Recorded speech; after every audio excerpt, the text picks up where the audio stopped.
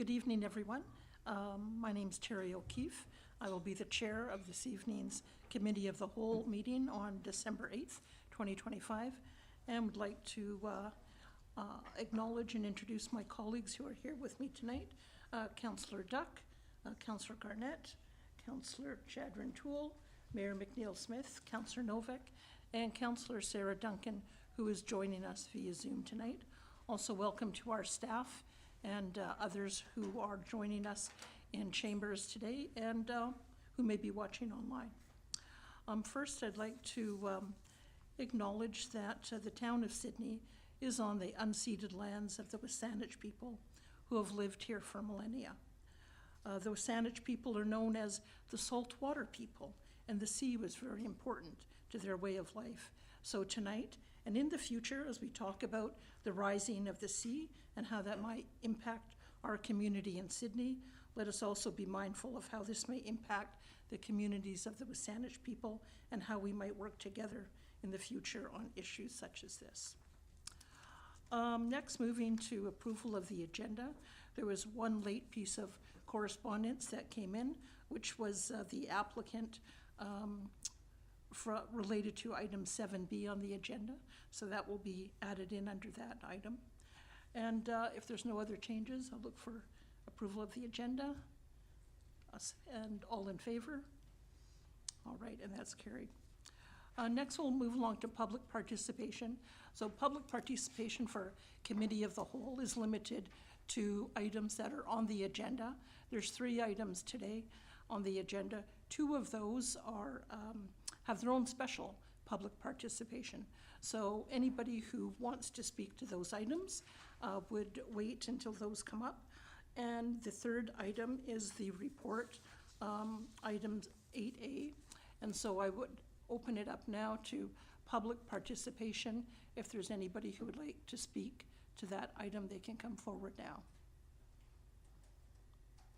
And 2nd call and 3rd call. All right, we'll close public participation and move to the next item, which is approval of our minutes from the regular Committee of the Whole on November 3rd, and seek a motion to approve. Councillor Novak, seconded. Councillor Duck, all in favor? Great, carried. Thank you very much. Next, we'll move along to the next item on the agenda is Development Variance Permit Application number DV100385 related to the property at 9650 3rd Street. And I believe we have a presentation by Natalie Saunders from Java Designs via Zoom. If Ms. Saunders, if you're there and available. I'm here, yes, thank you. Okay, thank you. I wasn't prepared to provide any imagery. I had assumed that we had shared the plans and the letter of support for variance ahead of time, but if not, I do have the PDF available that I can share my screen if you'd like me to. And my colleagues are saying that, yes, they would like to yes, share what you have on the screen. It's just a bit easier for us to see. Of course, I'll just make this larger so that we can see. So I'll bring in the site plan here. The address, as you mentioned, is 9650 3rd Street. The proposal for this development consists of 2 adaptable dwelling units. So it's a proposed duplex or 2-family dwelling unit structure. It's at the corner of 3rd Street and Orchard Avenue. And we've proposed we're requesting a relaxation on the front yard setback, which is considered 3rd Street due to the size of our property. We are just slightly above the 400 square meter requirement, where we could have picked which frontage we could consider our front yard, but because we are 412.21 square meters, we must request that variance on the front yard to be reduced from 4.5 meters to 3.01 meters. In comparison, we have increased our exterior side, which is allowable at 3 meters, to 4.3 4.52 meters. So you can see the setback here. And this is basically to allow us to have the driveways on our exterior side because it makes the most sense with the orientation of this property. And it does allow us to work within the neighborhood a little bit better, keeping the roof lines and everything consistent. So we're not, I'll bring the elevations here up so you can see what it looks like.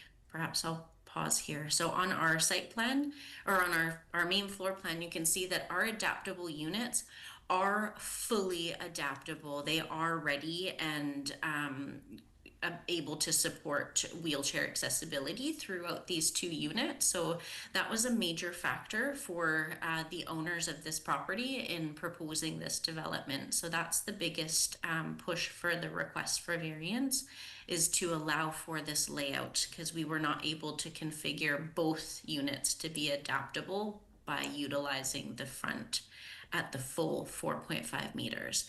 So our front elevation, as you can see, this is actually Orchard Avenue. We have a modest 2-story, which is truly 1.5, as our upper floor is built within the roof line of the main level.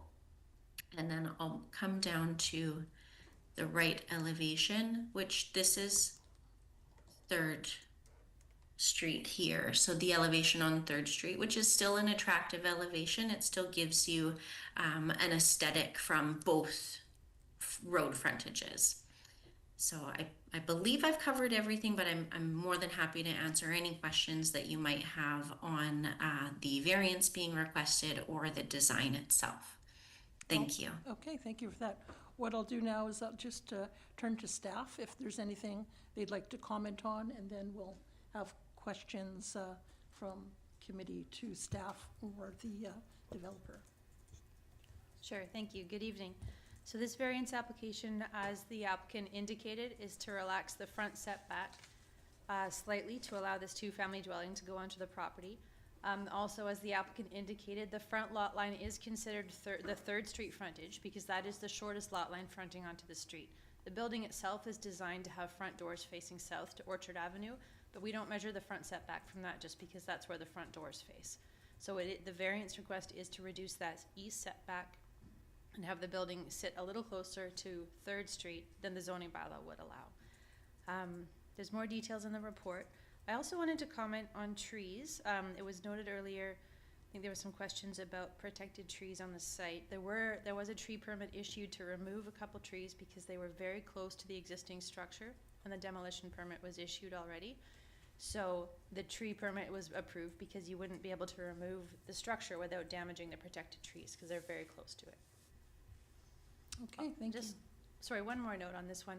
Because it is a 2-family dwelling on a property over 400 square meters, a development permit for the look of the building, the form and character, is not required. So the design guidelines from the OCP don't apply. Thank you. Thank you. All right, committee, I'll turn to you for questions.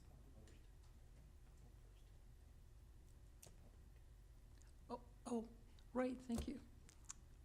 Public participation next. Thank you, Councillor Garnett. If there's anyone in the public who would like to comment on the development, invite you to come forward now.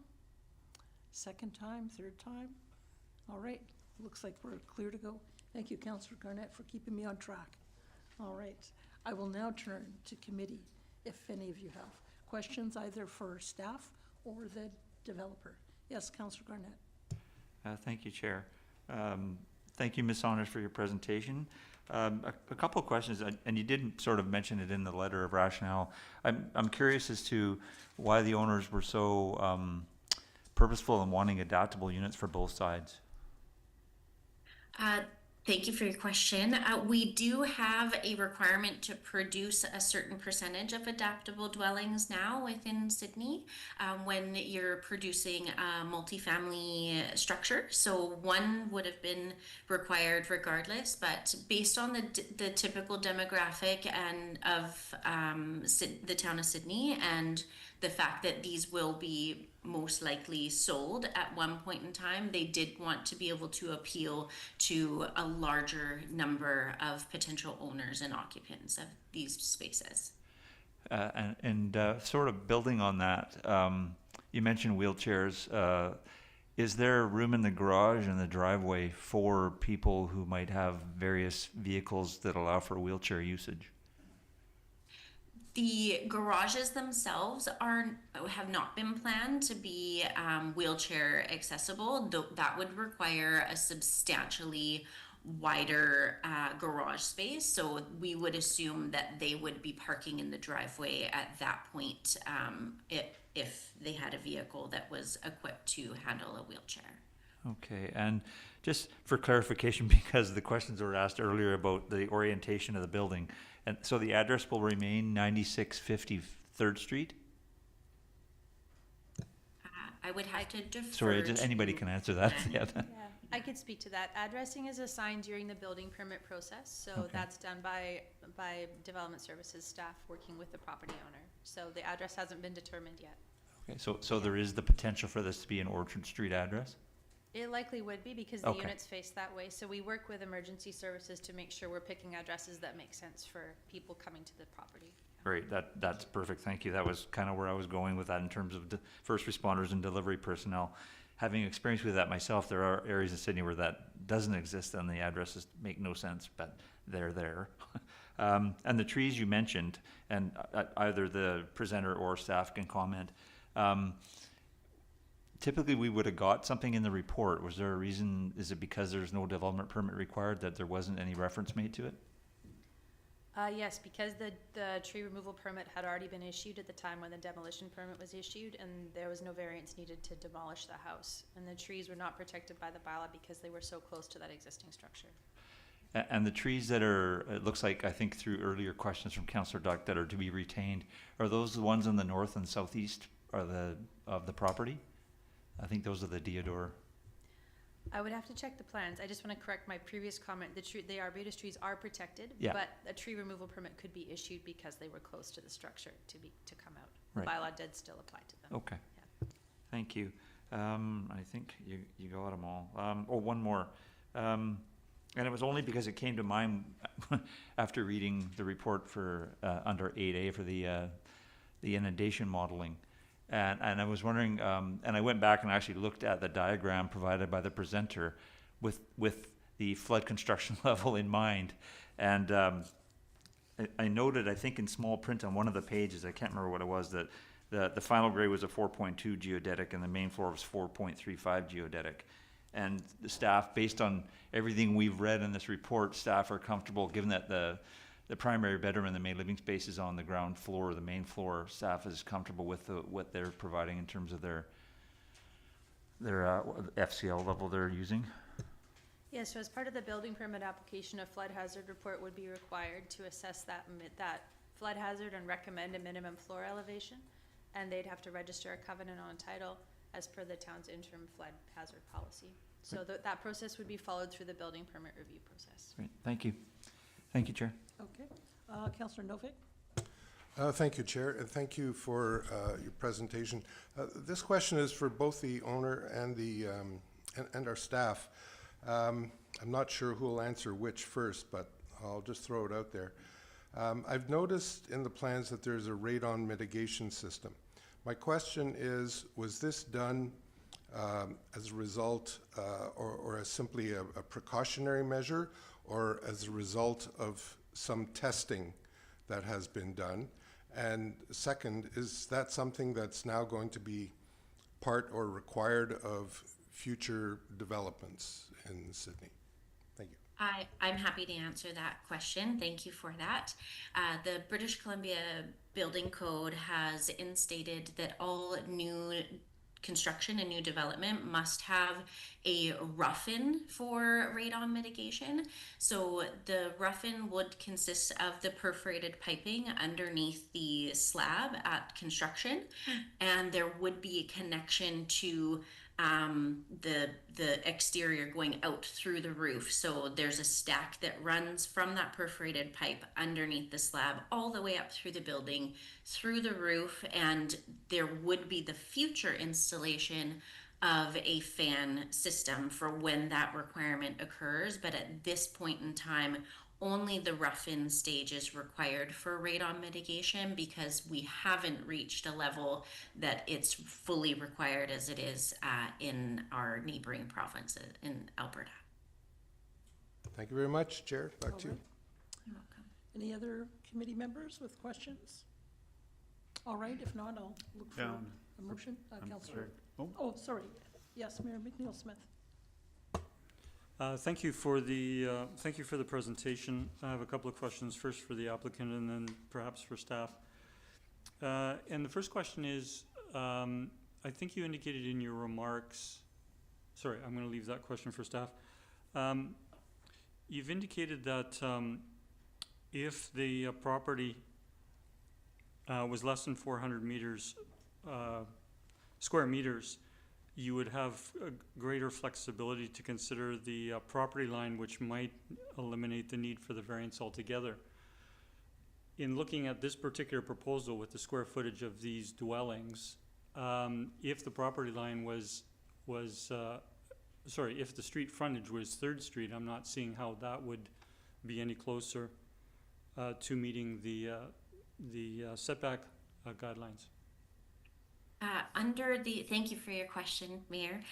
We do have a section in the bylaw where it states that if your property is less than 400 square meters, you have the ability to choose your frontage when you happen to be a corner property. So even though typically the smaller fronting property line is traditionally considered the front, this section of the bylaw, which is 5.2.3 G4, it allows us to choose either frontage as our front property line for placing our setbacks, our required setbacks.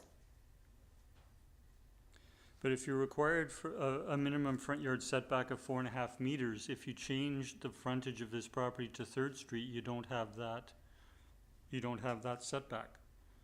Well, 3rd Street is actually our front because we are greater than the 400 square meters. So we have to keep 3rd Street as the front property line because that's the shortest of the two property lines in this case.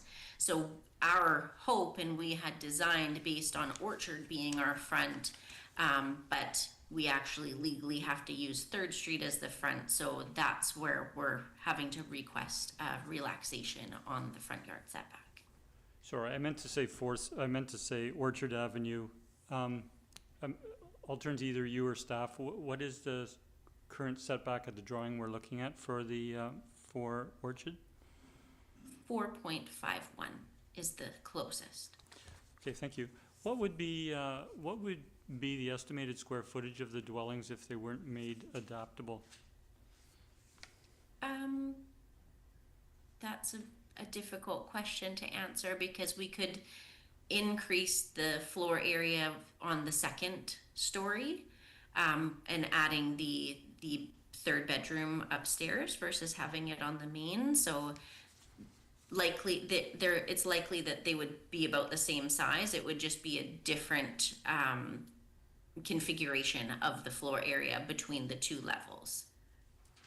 Thank you. And my question through to staff is, during the applicant's remarks indicated that there perhaps is a requirement for an accessible dwelling at a certain percentage. I think it indicated in the staff report that in this development there isn't a requirement for an accessible dwelling. Yeah, that's correct. The zoning bylaw does not require accessible or adaptable dwelling units, as the zoning bylaw calls it, for two-family dwellings like this. They are required for like a townhouse-style multi-unit residential building or a apartment or condominium building, but not for a duplex. No. Thank you. All right, and I see Councillor Duncan has her hand up if you'd care to jump in. Mayor's question. So we know that they would have met the front yard setback if they were, I'm sorry, this is a question through to you to staff, if they had actually been fronting Orchard. So what are the side yard setbacks for this property? Would they have been within that if they had been able to count 3rd Street as a side yard?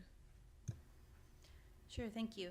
So the property is zoned R1, and the lot area here is greater than 400 square meters. So the R1 zone has a set of setback requirements for if the property is 400 square meters or less, and then a set of setback requirements for greater than 400 square meters. So here, the minimum front setback is 4.5 meters. The rear setback requirement is 3 meters.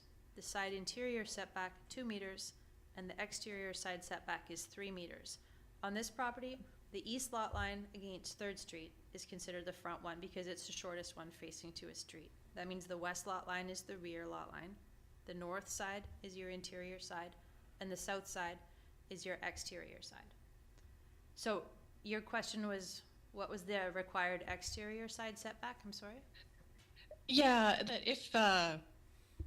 if the actual frontage per the bylaw, requirements had been able to be Oakville, then Yeah. their side yard setbacks, the exterior side yard here looks like it would have been within it. But it's because they're on a corner lot where 3rd Street is also a frontage, it's the shorter lot that they're given the front, the 4.5 setback. But if 3 had been their setback instead for an exterior side yard, Yeah. they'd have been within it. If the zoning bylaw allowed the front lot line to be either the shorter or the longer one on properties larger than 400 square meters, yeah, the applicant could have chosen that their front lot line was going to be determined as the south one because the building has a 4.5 meter setback to the south lot line against Orchard, and it has a 3.02 meter setback to the east lot line, which is against 3rd Street. So if they were switched, then yeah, they wouldn't need a variance for setback at all. But it's just because the zoning bylaw definition of a front lot line for this kind of neighborhood residential zone is the shortest one on a street, that they do need a variance. It's semantics, but it's the text of the zoning bylaw. Yeah, and I'm just trying to look at it from the perspective of people walking by and how will they perceive it. So thank you for the clarification. I think it's just helpful for the public. Thanks. Okay, thank you, Counselor. Any other members of the committee? Counselor Duck, I'm prepared to read the recommendation and move the recommendation. go ahead.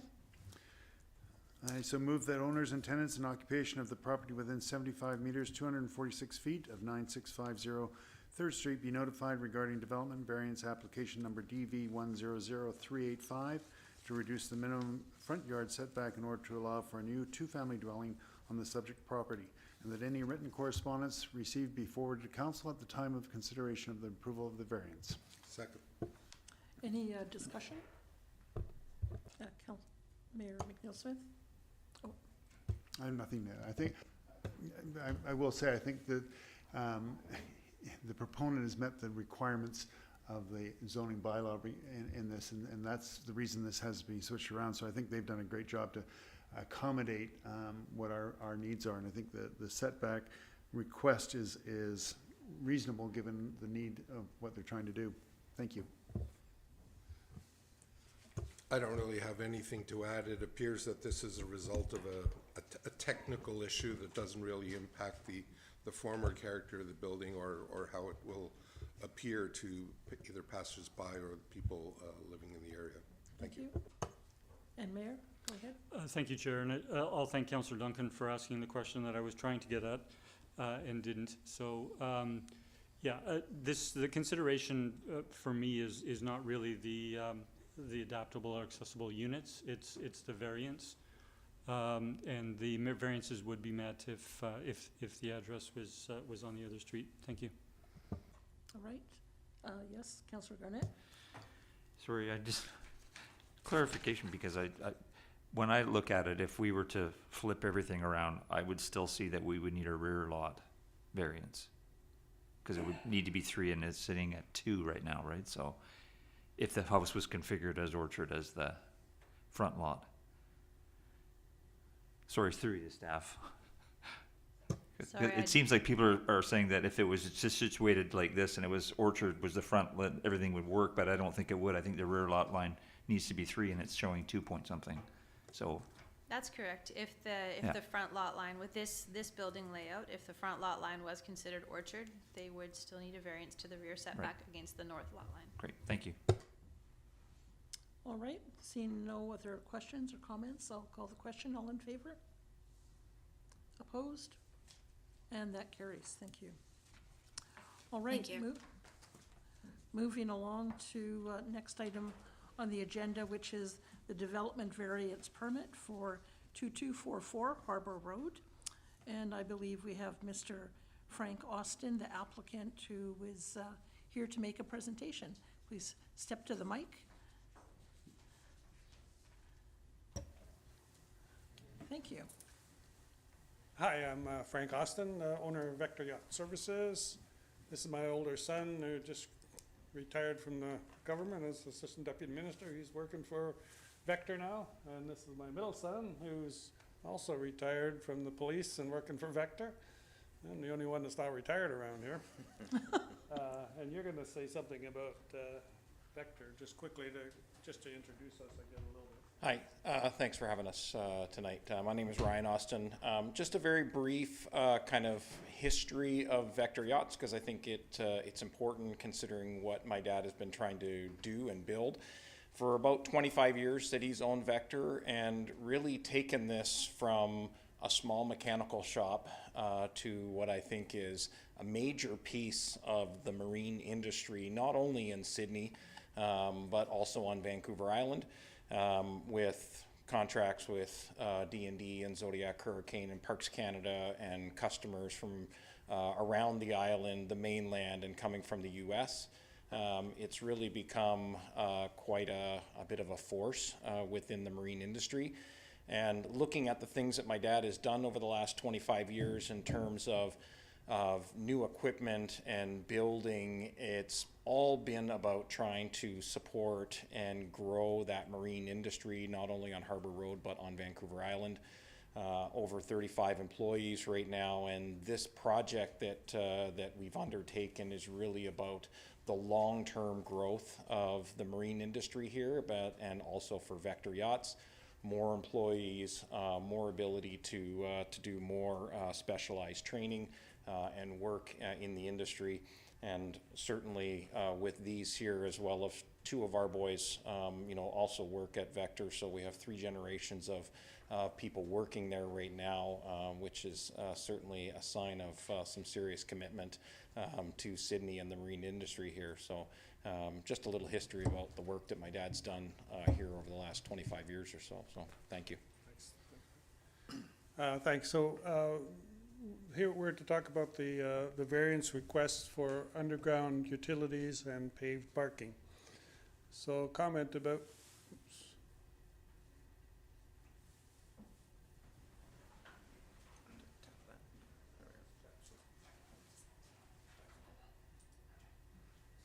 Sorry. So the bylaw requires all new development of underground utilities. And in this case, our above ground line would run about 15 feet from the post in front to the building. Sorry I showed you the building that's under construction, so all the walls aren't there, but it's a very short line. It doesn't pass over any parking. There's no, generally when you look at burying lines, it's basically for aesthetics and safety. And the aesthetics here, there's overhead lines running up and down the street that will take decades and millions of dollars if they ever got buried. So our line would cover this 15 feet to the building, and I've showed it in yellow there, although it'll be blue when we put it in. It'll run down the building and then be underground to the electrical room. So 95% of it will be underground, and the short 15 feet to the building. And the cost is quite substantial. We have to put in a ground transformer. We have to put in bollards around it. We have to put a concrete base in, and then run the underground line. So it's a significant cost in the $100,000 range just to avoid a 15-foot overhead line. And then the other part of that variance is paving. That the bylaw requires asphalt. It actually says or asphalt or similar durable dust-free surface, and We've used gravel parking lot in the past. It's been fine. Nobody's ever complained about it. Matter of fact, the owner to the lot to the east of us has concurred with this variance that I wanted to put in. The business owners to the west have signed off that says they concur, and the business across the street has said they're fine with this. So I did talk to people around the neighborhood. Putting in pavement requires us to put in a concrete collection box. We've got to run piping down to the water, which is hundreds of feet. And generally, I mean, you can look at it, pervious landscapes and everything are much better for the environment. It allows water to take its natural course into the ground and refill aquifers or refill running streams.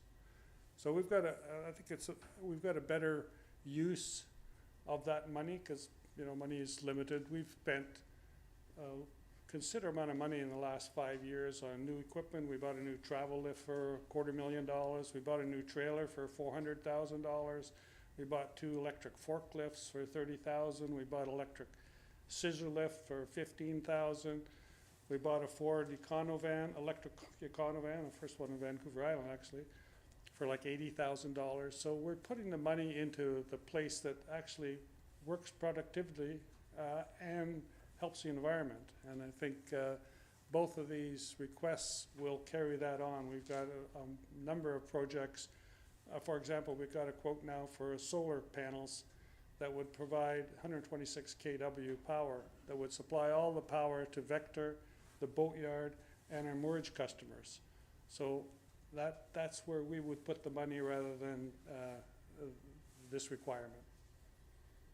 I think that's it. Any questions? Okay, that's good for now. I'll let you take a seat for now. We'll hear from staff. Thank you. And actually, public participation, I learned from last time. Yep. So if there is anybody in the gallery or online who wanted to speak to this particular item, I'll invite you to do so now. And I'll call for a second time and a third time, and we'll close public participation for that item. I'll now turn to staff if they'd like to introduce this and provide any comments. Thank you. Sure, thank you. As was indicated, this is a request to vary the bylaw here for overhead servicing to allow it to go overhead rather than underground. So that's a variance to the Subdivision and Development Bylaw, and also a variance to the off-street parking and loading bylaw by leaving the parking lot without a hard surface on it, as the bylaw does require. As it says in the report, the building permit that was issued for the building did have 2 conditions on it. Buildings of new construction to a property shall place the electrical service and communication service underground to the nearest acceptable BC Hydro power pole. Also, underground electrical and telephone required. The owner agreed to those conditions by signing the building permit when they paid for it and picked it up.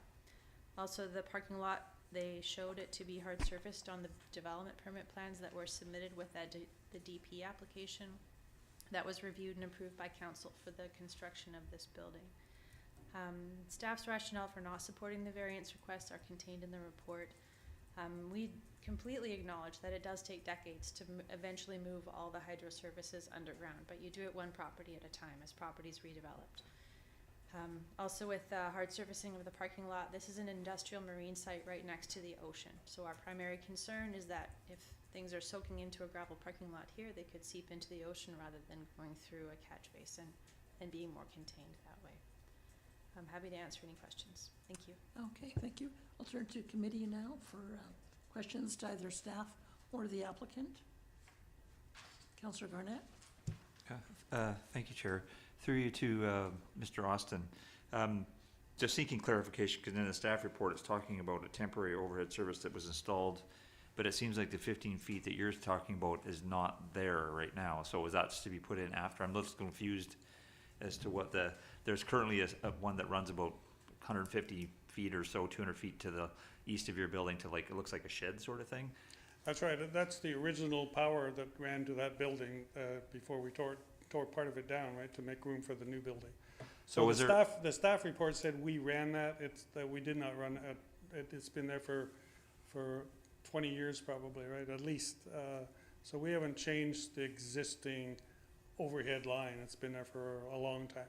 so the 15-foot one that you're proposing on the southeast corner, that has not been put in to date? That's just That's something you right. would put in after the And fact? it'll replace the 150-foot one Okay. that's been there for decades. Great, thank you. And I have a question for staff, if I may. Sure, Chair, yeah. thank you, Mr. Austin. Thank- So, walking down the street and looking at 2270 Harbor, because that's one that we approved not too long ago, I think it's called Harbor Haven. Did they have similar requirements on their development permit? They did, yeah. If you look at that property, you'll see both parking lots are hard surfaced with asphalt, and they did have to install a new pad-mounted transformer, complete with a concrete base and bollards that were indicated by the applicant. So that was done for that development. Great, that just clarifies for me what I actually saw, so thank you. Thank you, Chair. Councillor Duck? Thank you, Chair. Through to the proponent, if I can, thank you for your presentation, Mr. Austin. Can you explain, staff have indicated that you completed the application of the development permit, and at that time, these requirements are there. Is there anything that's changed between the time you've done that to now that has indicated you need to change your mind on this or wish to seek a variance on this? Yes, well, a number of things changed. First of all, when I was originally signing, I didn't realize how much it was gonna cost to put in buried cable. I mean, I thought it was just, they're gonna run it down the pole and run it in the building. I didn't realize we had to buy a transformer, put in a concrete base, put in bollards, all of that stuff. That's the $100,000 plus that would require us to put the underground cable in. So I didn't realize it was gonna be that expensive. And of course, the building that we're putting up, it's gonna end up being a $2.5 million building that is stressing us financially a lot. So those are the major two. And when you look at it, at least when I look at it, the aesthetics of a 15-foot cable in an industrial area seem like that's not worth $100,000. Okay, thank you. And if I may continue from that. So you've indicated in your presentation that you'd rather put this money into other features that you are considering. But I'm sort of hearing two answers to the question. One is you'd like to apply money to other applications, and you're looking at a financial, is there a financial burden here that is limiting you doing this, or is it you wish to invest it into other elements within your business? Well, the other investments that we will continue. We've been doing it for 10 years. This is a kind of a cash flow issue for this year, next year, half of next year, and then after we'll return into what we've normally been doing, is replacing capital equipment, buying environmentally friendly equipment and training. And we've got some plans to do some bigger stuff with the military. We're looking at putting in kind of a major piece of equipment for the next year, 2 years to attract more of that work. So the money that we save here will definitely go into, one, the building, and into our future plans on developing the marine industry. Thank you for that. And do you see that future development in the marina bringing more employment to the town of Sydney? Yeah, definitely. We're constantly looking at, I mean, we would hire people today if you could find skilled labor and they'd walk on our door, we'd hire them, right? So, and we're looking at an acquisition that we might do next year that would help that. But yeah, we've got the building we're putting out. We have a big conference room in there, a training room that's designed just to do that, right? And we're taking people who maybe graduated from Quadrant, and we'll take them into it because we have a higher skill level people that we need to service. Like we're a Volvo dealer and a Merc dealer and a Yanmar dealer. So we're a big equipment repair facility, and we need higher skilled people. So we're going to train them ourselves. Okay, thank you. And if I may, Chair, a question through to staff. Thank you, Mr. Austin. Thank you. Through to staff, I know that there's a number of properties on Harbour Road that now have underground wiring, as it was reported in an earlier communication with staff. And understanding that's where we want to go with the future development here. Is there, or do we have the opportunity, if we see financial hardship from a proponent, to put a caveat on their property title for this development to go in at the time in the future, or is it kind of at the time and it can't be done later? Thank you. Through to Councillor Duck, I mean, anything can be done later. It's just time and money and a lot of alterations to the building. I think it's easiest to put in an underground connection when the building's under construction. I would imagine this building will be here for quite a long time, so putting a covenant on title to say that at the time of redevelopment, it would have to go underground, I mean, potentially, but that's already required by the bylaw, that all new development has to be serviced underground. So, yeah, it's a tough one. Yeah, fair enough. And so the proponent could put underground wiring through the building right now, but have an overhead connection to the pole, or is it, I guess that's where I'm trying to get to, is it, could they use the existing service but still have underground wiring in the building? Yeah, I'm not an expert in electrical connections for buildings, so, yeah, sorry, thank you. Okay, thank you. Thank you, Chair. Sorry, did you want to address that? Sure. So as part of our construction, we are actually putting in conduit that runs out toward the sidewalk. And when I mentioned the line will go down the building and underground into the electrical room. From there, we're gonna put conduit out to the sidewalk, so eventually we'll be able to put underground wiring instead of the overhead. But, you know, the cost of buying the transformer and installing and everything, as I said, is Okay, thank you, Mr. Austin. I appreciate that answer. If I could follow up on that, just further to that. So, given that you're putting that infrastructure in now, when would your intent be to upgrade to full underground wiring? well, my intent would not to do it unless you guys tell me to do it. So, you know, I mean, yeah, in the future, if I have $100,000, I can put it in, but I would rather put in solar panels than, you know, bury 15 feet of wire, right? So Fair enough. that's just what I think. Thank you. Thank you, Chair. Turn to staff. Sure, thank you. Just a couple comments on underground versus overhead hydro connections.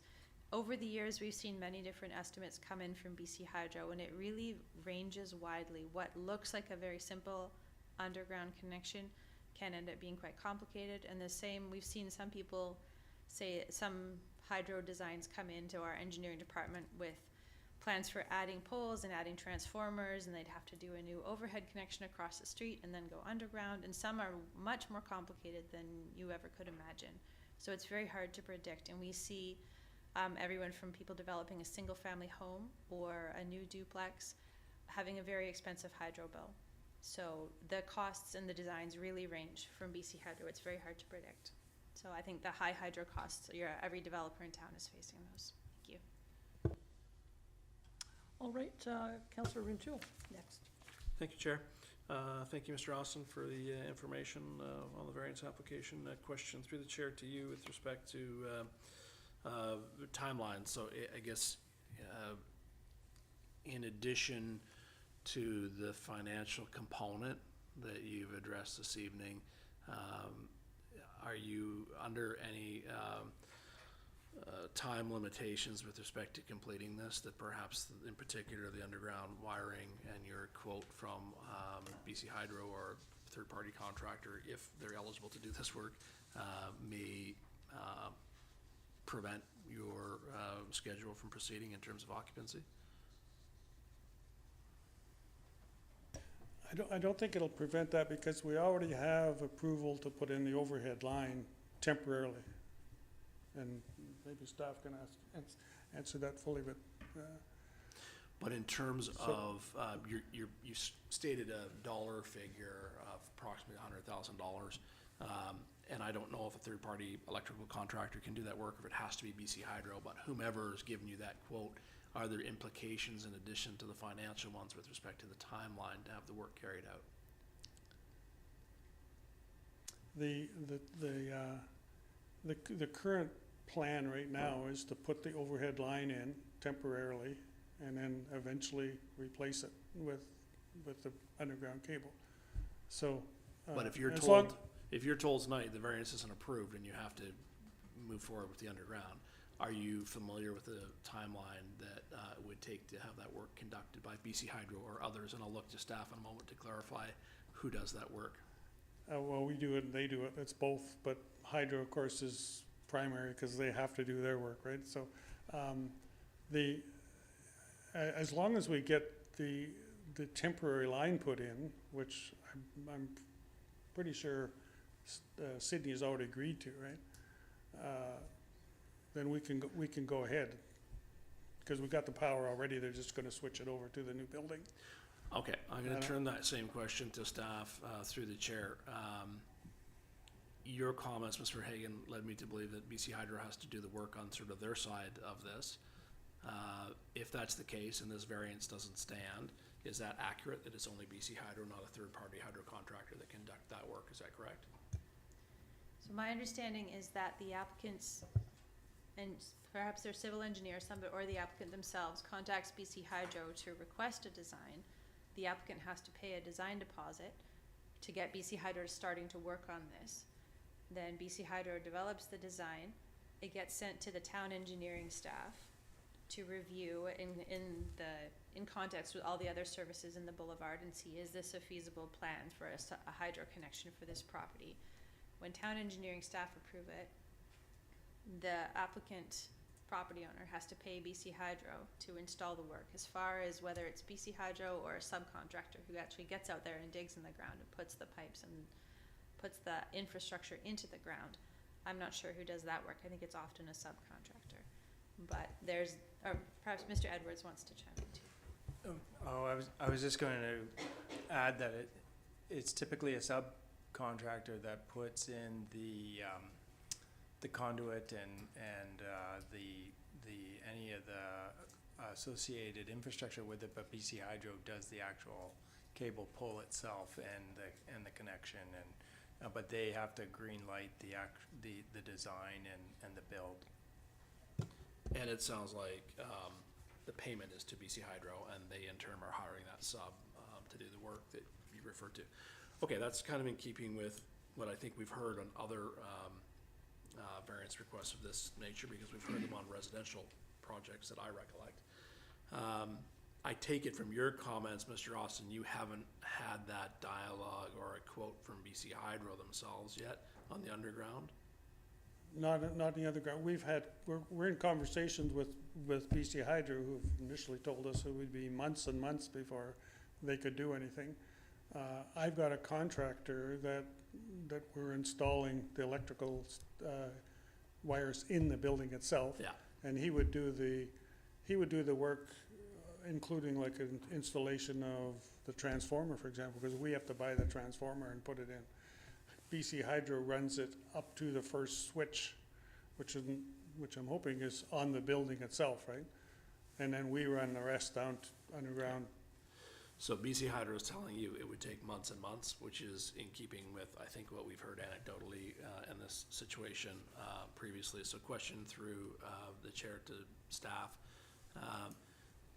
Is the assumption Mr. Austin made earlier correct, that their temporary power line to the facility throughout construction process, is it approved to the point of occupancy and beyond while waiting for BC Hydro to conduct this work?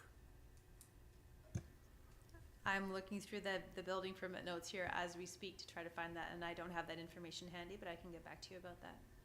Okay, thank you. To me, it's germane to this because there may well be a risk to your project timeline if you have made the assumption you can operate on the basis of the temporary pole and temporary power if this variance is not approved. And I'll just indicate to you and my colleagues, and in part to gauge your reaction to this, because I don't want to go down this road if it's not appealing to you, but it would make sense to me, certainly from an aesthetic standpoint, if a variance were permitted, that it be subject to the hydro connection being revised to underground at such time as BC Hydro undergrounds their system along Harbour Road. Meaning you would need to acknowledge that when that's done, that your shop as well would need to convert to underground at that time. So in a sense, if I look to suggest that to my colleagues in the form of a motion, that is you deferring that work as opposed to not having it taken out to have done it at all. So if that is the route that is taken, and if staff are comfortable with that, does that meet with your acceptance, or do you have concerns with that? No, I think that would be fine if we will go to underground when the lines go underground, right? On Harbour Road. On Harbour Road, yeah.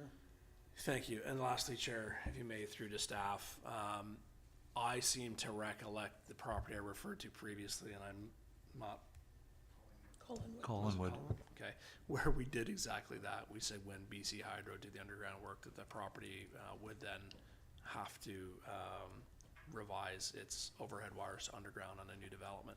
It would be in similar, I don't recollect the wording of the motion exactly, but does that sound familiar to staff, and is that a similar scenario? I do recall the project in Collingwood. I don't recall what the motion was or the outcome at that point in time, but with certainty, if BC Hydro undergrounds their service, then all connections will have to be underground.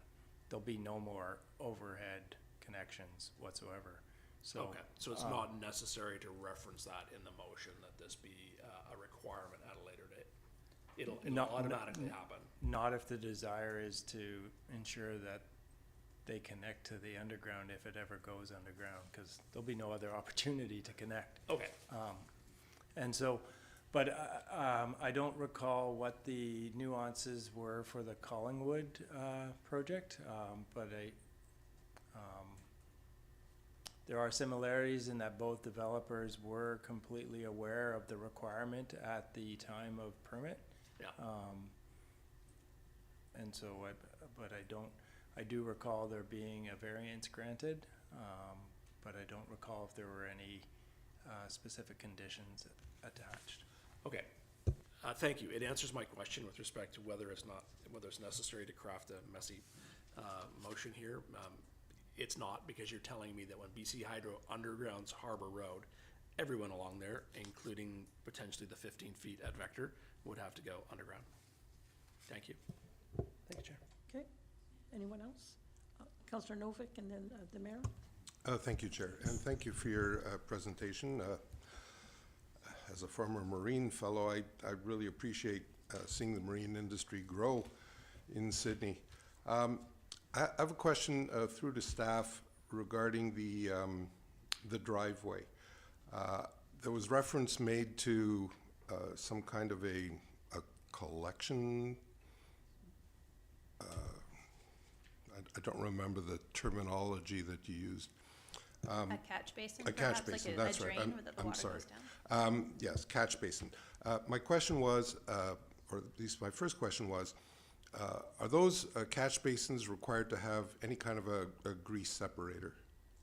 Yes, they are. They have an oil and grit separator built into them to separate oil out from the water that is going out. So- And again, I'm not an engineer, so I don't know the specifics of how they work, but they do separate oil out. Okay, so the purpose is because when you have vehicles parking, there's typically oil and fuel and whatever that leaks, and that would be carried by the water into the catch basin. It would be separated by the grease separator, and that would prevent it from entering into the waterway. Is that correct, and is that the point of the system? Yes, that's the intent, yeah. Okay. And in the event that there's no asphalt there, if it's simply a gravel surface, while the idea of permeability is a good one, in the case of a commercial parking lot like that, then oil and grease and whatever, what happens to that? It ends up leaching into the water table and then into the waterway? Is that what would typically happen in the absence of a catch basin? Yeah, if a parking lot was put in without a catch basin, and again, I'm not being an engineer, I'm not sure if a gravel parking lot in this spot would be designed with or without a catch basin, but its capability of catching that surface water would be limited, given that it would be a gravel surface and not asphalt or concrete. So if the rainwater and anything that falls on the ground from the parked vehicles in the parking lot soaks into the ground, yeah, that is staff's concern, is that it would run either across the surface or leach into the ground and make its way into the ocean, which is right next door, or right beside the property. So I guess my concern is, Chair, is trying to determine what the impact on the environment would be in the absence of a paved surface. If we allow this variance, then what are the consequences? That's what I'm trying to fully understand before being able to make that decision. Mr. Edwards? Thank you, Chair. So in terms of trying to address marine pollution that's coming from the land, you basically have, there's two vectors or two pathways. One is, no pun intended, one is point source and one is non-point source. And so point source is the type of pathway that's through a pipe, and you can generally control that at that point with an oil grit separator or the like. And non-point source is more diffuse, and so it's just slow degradation of the environment where the contaminants are entering the environment without discrete points of entry, and that's much harder to control. And so what we try to do when we're operating in the nearshore environment is to control it with point source as much as possible. And so that's the goal here, is to keep it an impermeable surface so that we can funnel all of the contaminants to a point that we can then try to separate and extract before it enters the marine environment. And so that's the primary goal, and that's the best practice for operating in and about a marine environment. And the proponent has mentioned that there are existing, there's an existing gravel driveway there now, and that some neighbors also have gravel driveways. Is that accurate? Do we have any idea or any sense of the nature of the impact on the local waterway? In that case, it would, I guess, Salem Harbor, of what the impact of not having paved surfaces there to, and the single point catchment of grit and petroleum-based products, etc. Do we have any idea of what the impact of that is on the existing waterway, and why there's a need to mitigate it? It's difficult to know that. There's been no studies done on this property in terms of like the contaminant loading that might occur there. And we want to be really clear that we're not talking about the parking area that is immediately adjacent to Harbour Road that you see in front of the store. This is a proposed parking area to the north of the new building that is not currently there. And so this is a new area that would be developed as a parking area. And it's closer to the shoreline than what the current parking area is, which is where most of the customers park for access to the storefront. Okay. And this need for an impermeable parking surface, this is part of the bylaw or the development or the building permit and the bylaw for this type of construction, or is this widespread, or is it specific for this type? It's for every type of new development except for a single-family house or a two-family house. So townhouses, condos, commercial, industrial, marine industrial, they all have the same requirements to be hard surfaced. Okay. Thank you, Chair. I'm done. All right. Mayor?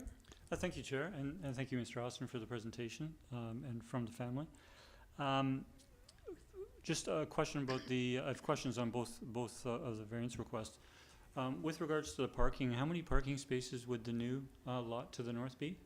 14. 14, and how many are currently if you were to calculate, what would be the number of parking spaces in your current gravel area that wouldn't be impacted? There's probably 20. Thank you. Excuse me? Sorry, the drawings attached to the variance application show, 1, 2, 3, 4, so they show 8 parking spaces in the rear parking lot. There's some up the side of the new building, and the development permit plans and the plan that was submitted with the variance application shows 8 behind the building. Oh, yeah, I think you're right, because when I say 14, there was 7 beside the building, right? Yeah. So for the requirement under this building permit to be paved, it would be for 8 parking spaces. Okay, thank you. Can we please see the slide that you had that showed the wiring? Please. Can we?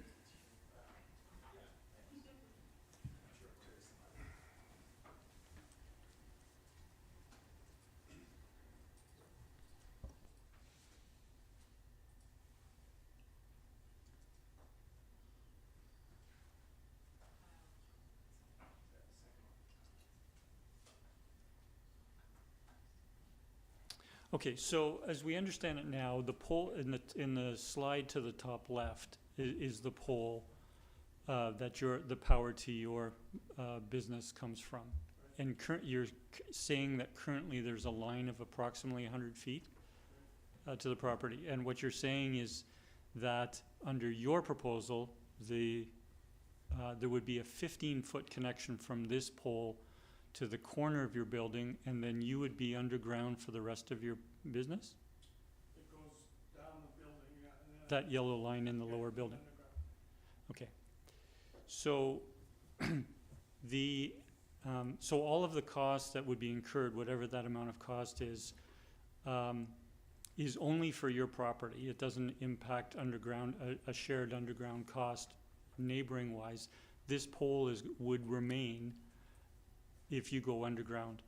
So the undergrounding actually occurs at the base of that pole and then onto your property? Well, it runs down the pole under the sidewalk Right. to my property, because the transformer has to be on my property, right? Okay.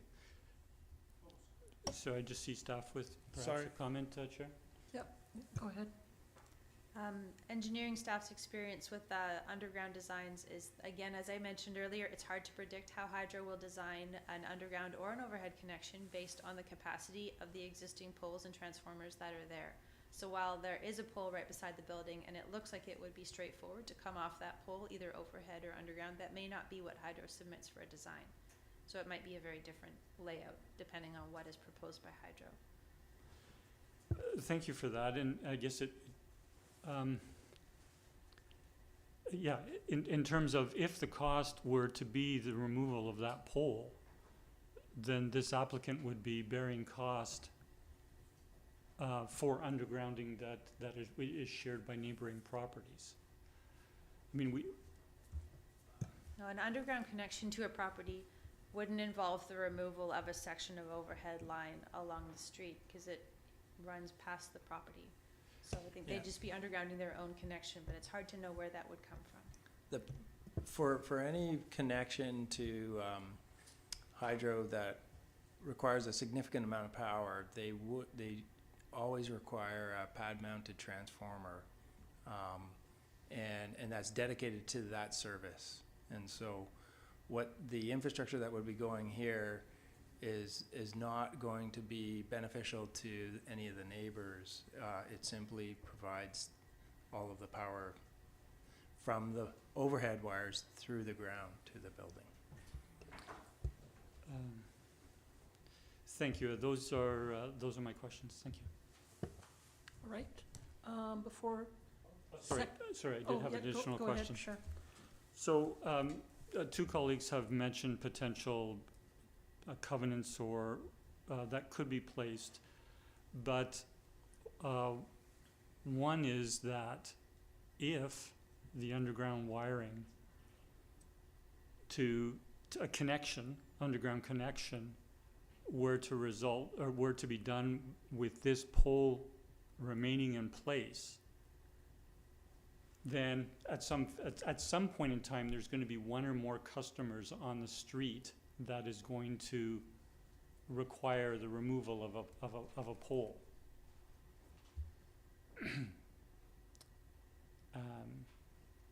Perhaps I'll leave I'm verging into comment, so I'm just going to leave it till motivation. Thank you.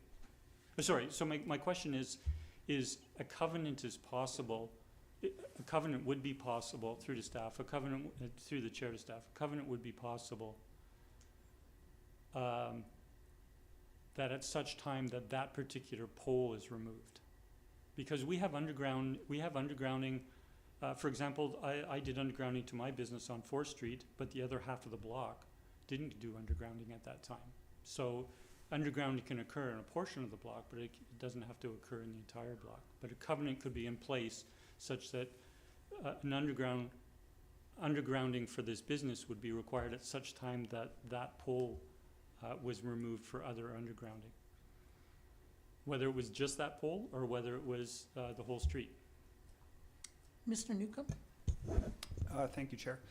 Just a comment on the undergrounding process and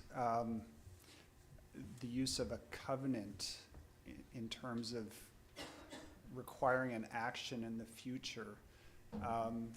You potentially could register a covenant, but the covenant would depend on a future property owner being committed to a future action. And, from staff's perspective, I think that's a very difficult position to be in. And, getting action on that covenant, may require legal mechanisms to push it forward. The other thing I'd say, having worked on an undergrounding project in the past, I was involved with the grant application through BC Hydro to underground the hydro service on 3rd Street.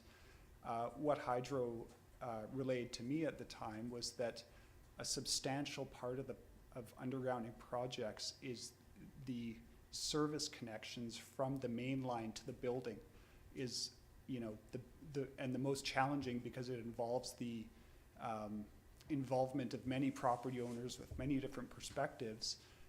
If those connections are already done underground, the undergrounding project essentially becomes just running the main line between the existing service boxes.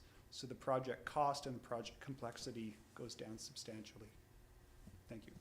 Thank you, Chair. Thank you. Before going to second time, I'll take the opportunity to ask a couple of questions. Mr. Newcomb, just on your last point there about costs, BC Hydro costs eventually being less if some of the wiring is already underground. And what I'm trying to figure out is less for BC Hydro. Does that mean those individual property owners had to absorb higher costs in the past in order to make it easier for BC Hydro to do that? Yeah, essentially that's correct. In the past, the individual property owners have at some point paid for their underground connection as per the bylaw requirements. Okay, and so is it cheaper overall then for businesses to wait until BC Hydro makes a decision to underground the wiring for a particular area, and so that BC Hydro incurs the costs for whatever is involved with that, and then for the individual owners to have their smaller portion of the cost to hook into that underground? So essentially, if Hydro, in the town's case on the 3rd Street project, the town initiated it, we applied for the Hydro grant. Because there were so many developments on the street at that time, those individual projects paid for their undergrounding from the nearest main line to the property or to the building. There was one building on 3rd Street in that area that was not redeveloping and had to have their service put underground. That undergrounding from the main line to that building was paid for as part of the overall project. So that what would have otherwise been a development-related cost, because there was no development, that cost was transferred to the overall project cost. So the town, BC Hydro, and the other 3 developments on the street in that case paid for that undergrounding to the 4th building. Right, okay. My recollection from past discussions is that there's, in cases where an individual property owner takes on a significant cost for undergrounding, there isn't any, and if that might benefit others in the area or BC Hydro later, there's no provision for latecomer agreements to distribute some of those costs. No, that's correct. And even, 2 developments on the same street, if one development applies first and there's a larger piece of infrastructure like a transformer, that first development that was first in the door pays for the entire transformer, and there's no mechanism to share that Right. through Okay. BC Hydro's processes. Okay. Yeah. Okay, thank you for So that. the cost is being transferred off onto the later project, essentially. Okay, thanks. One other question for staff related to underground wiring. So the report we're looking at in a little bit about flood inundation and sea level rise. And so reading that and then doing a bit more research about infrastructure and noting that some communities now that are subject to flooding or sea level rise, that sort of thing, are now reconsidering whether underground wiring is a good idea. And so concerns about seawater being corrosive and damaging electrical infrastructure. And I wonder if we've had any maybe it's too early to consider that yet, but is that something we might be looking at in the future? Thank you, Chair. That's a very good question, and it's something that should be looked at and taken into consideration. It should also be noted, though, that with the report that's following later this evening, this area is not identified as high risk and for flood inundation due to sea level rise or storm surge. And so undergrounding in this neighborhood is not of concern. Okay, thanks for that.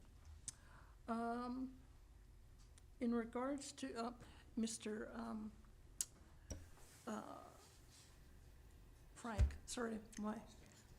Mr. Austin. So just going back to your project, I can't remember if it's in the report or you mentioned it, but I recall that in terms of the costs for this, one of the things that was impact was to do with the tariffs that came on. If you could comment about how the new tariff environment impacted the project. Well, yeah, it did quite a bit, obviously. We ordered this building, which is virtually an all-steel building on the outside anyway, from a Canadian company. And in their contract, we ordered it in 2024, so it was well before tariffs were being discussed and everything. In the contract that I signed, which I didn't pay much attention to, is they can add tariffs if they get charged tariffs. So they were charged, and I paid $63,000 extra for the steel tariffs on this building. Okay, thank you for that. And just let me take a look at what hasn't been covered already. That's good for me. Second time speakers, Councillor Duck. Thank you, Chair. Through to staff, I can just get clarification. There's no longer, the suggestion of a covenant isn't really necessary because, as staff have already indicated, everybody will have to underground at the time of that. So if we choose to provide this variance, the future of undergrounding will be dependent on BC Hydro, and there won't be a need for a covenant because when it happens, everybody has to do it. Is that correct? That's correct. There would be no more overhead service if BC Hydro is moving the lines underground. Thank you. Just if I could add to that too, if the poles come down, then the existing pole transformers also come down. Like you see the can at the top of the pole in that photo Right. on the screen there, those come down too, and those transformers are needed. So in that case, like Vector would at that point have to put a pad-mounted transformer on their property. And there was a location identified for the PMT on the development permit that came to council for review and was approved by council. So that location's already been proposed by the applicant. So it was at the front of the property along Harbour Road, but on private property. They would need to be on private property. Thank you, staff. That's exactly leading into my next question to the proponent. That transformer there feeds primary power to your operations. It doesn't feed any other operations I can see, and there's no other lines going to neighbors. So that's the main line coming across the street, and that transformer services Vector's services. Is that correct? Yeah, and down into the boatyard. Okay, so, and the staff have indicated that if Hydro comes in here and chooses to, they may choose to continue with a temporary line across to your building and down to the ground, or they may choose to run it down the pole and underground. That's still, is that clear? Is that what staff is indicating, that Hydro determines what that access to the power is? No, not at this time. So at this time, BC Hydro continues to provide overhead power unless it is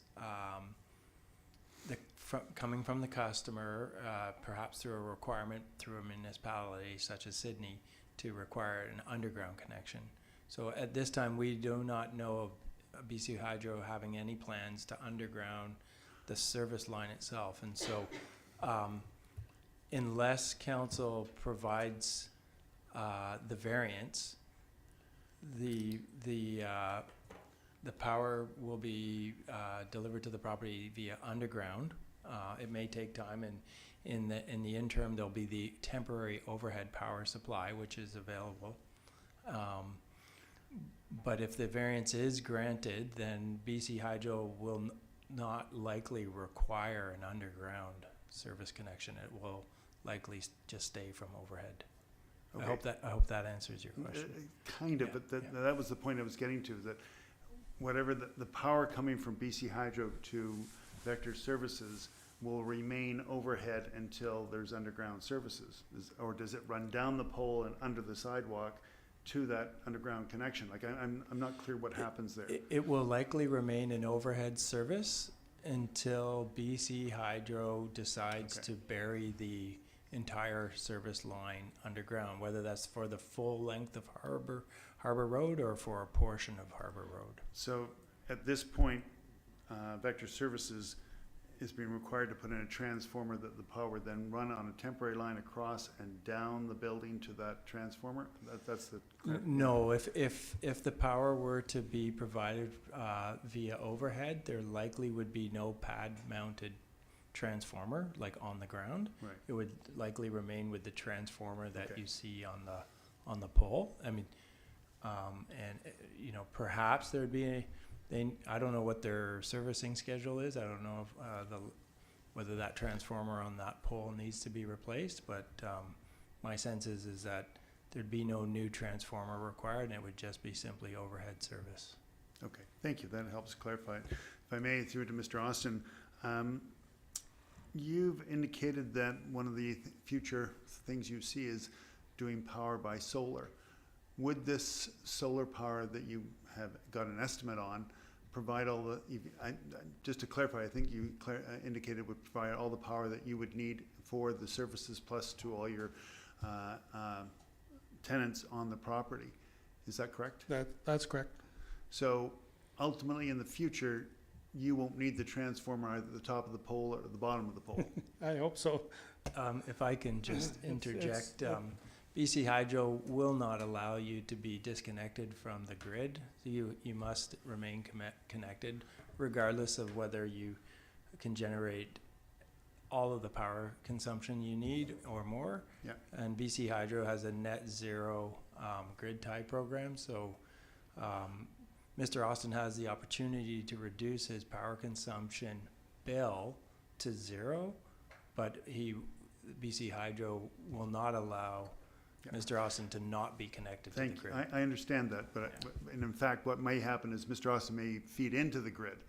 And so that's the point here, is that we're covering a temporary, possibly a temporary measure where you're going to create your own power to feed the grid rather than taking from the grid. So That's why I'm looking at this, so I'm, as an alternate solution to what the staff have proposed.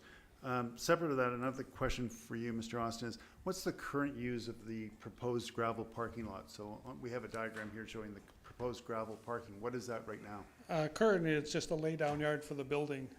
You know, extra stuff that they're gonna put in, like 2x4s and all that stuff is stored there. And then we'll use them and put them in the building, then it'll be an open parking lot. Okay, what was it previously?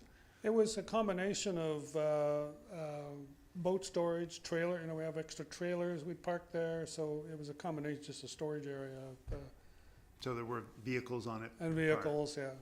Okay, thank you. And maybe a point of information through to staff, if I may.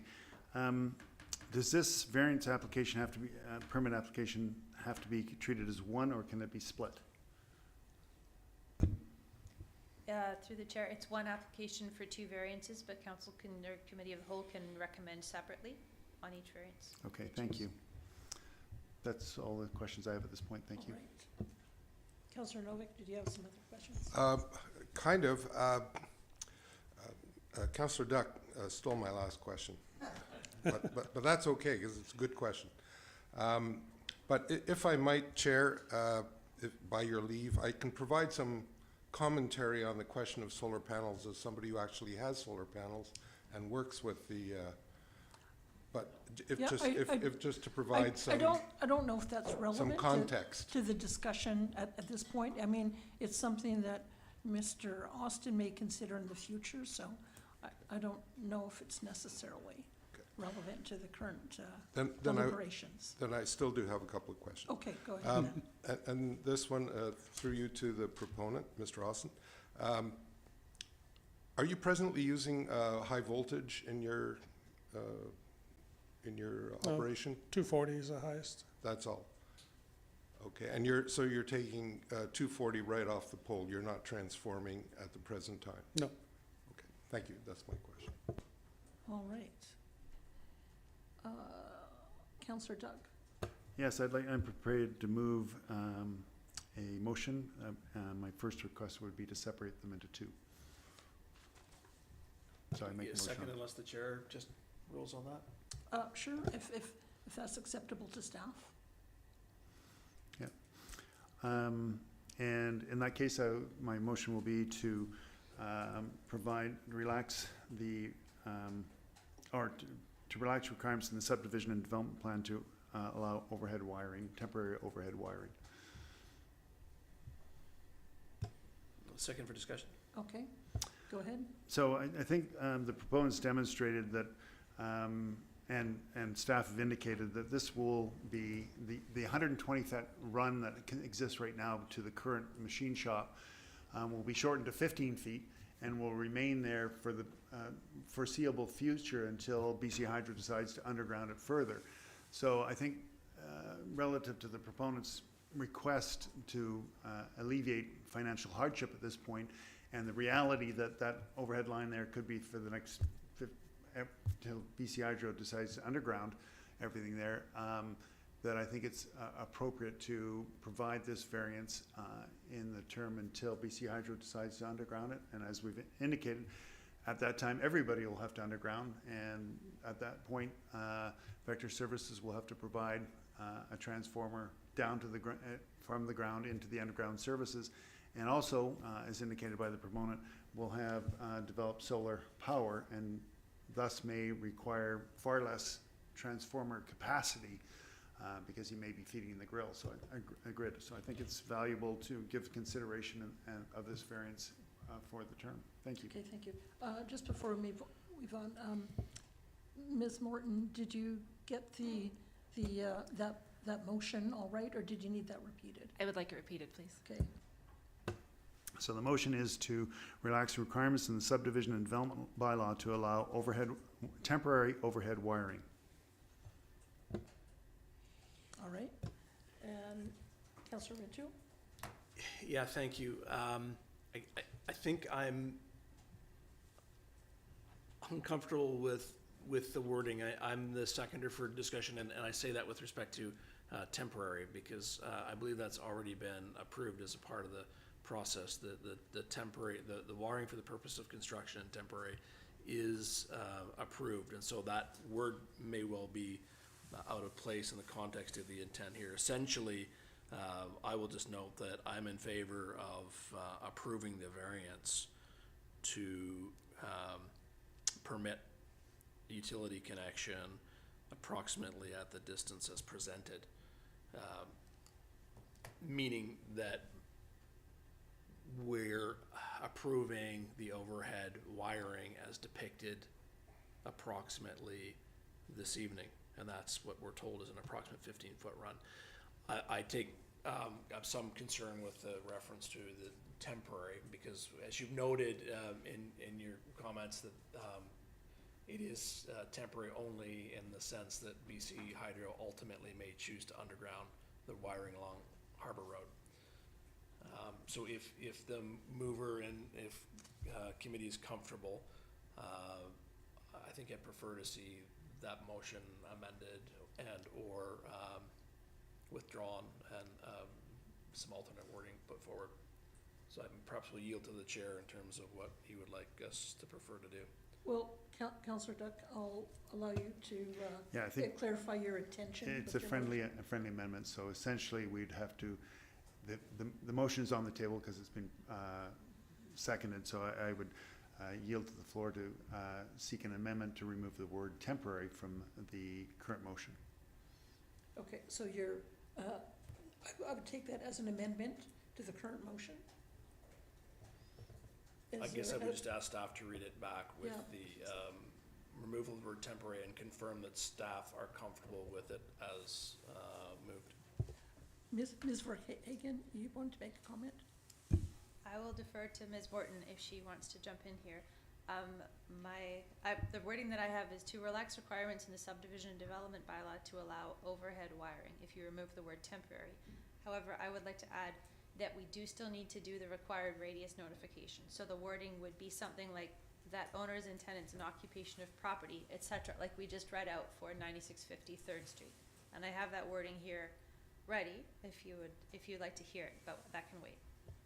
Oh, all right. Councillor Duck, so you proposed an amendment to remove temporary? Yeah, I was reading in from the wording we have in front of us, so certainly Ms. Verhagen's comment is appropriate because that's the case in all variance permit applications, so that's a natural addition. Thank you. So your amendment then is to take out the word temporary and to add the phrase related to public notification. Correct. All right. Is there a seconder for the amendment? Second. Okay, any discussion on the amendment? Okay, all in favor of the amendment? That carries. And then we'll go, any opposed? One opposed, Councillor Garnett. All right, now we will go back to consideration of the main motion. So, any further discussion on that? Yes, Councillor, actually, I'll go to Councillor Duncan first. Thank you. The main motion to allow them to keep their overhead wiring is, I believe, what we're discussing now? Yes. Sure. Yes. Okay. I will be voting against this motion. I struggled with this because Mr. Austin has come to us a couple of times as they've expanded this facility, and on a feeling level, I quite like Mr. Austin and his business, and I'm impressed by the work that they do. On the other hand, I feel that my job on council is to look towards fairness, and we know that there are about 5, maybe half a dozen other properties in this area that have undergrounded their wires per our bylaw requirements, which are based on an extensive OCP process in which this was required. We have provided one exemption for the undergrounding of wires nearby that was spoken about. That was the Collinwood Road, and that was done for a single residential facility, a couple of retirees who were remodeling their home or rebuilding a home, I believe. This is obviously a considerably different application. This is, a small to medium-sized business that builds yachts, which is a very, very high value business. And so I feel in terms of when we granted an application based on constraints to cash flow for a couple of, retirees. This made a great deal of sense. But in terms of the cash flow for this place, I imagine their cash flow, at this time as they're remodeling is tight, but it's orders of magnitude different. I understand tariffs would be a problem, which is another thing that did give me pause. On the other hand, if part of the rationale for this is to lower costs because things such as solar panels and other environmental applications are going to go in, or environmentally friendly builds are going to go in later, I can't support it. I've spoken at length about this in the past, so I'll try not to be lengthy, but solar panels are an extremely environmentally destructive technology. They require mining in extremely environmentally sensitive and socially fragile places. China is, of course, the main exporter, and of course, tariffs are a big deal with China. We already have some of the world's most environmentally friendly electricity here in British Columbia because it's from primarily mature, already built dams where the environmental damage is being internalized.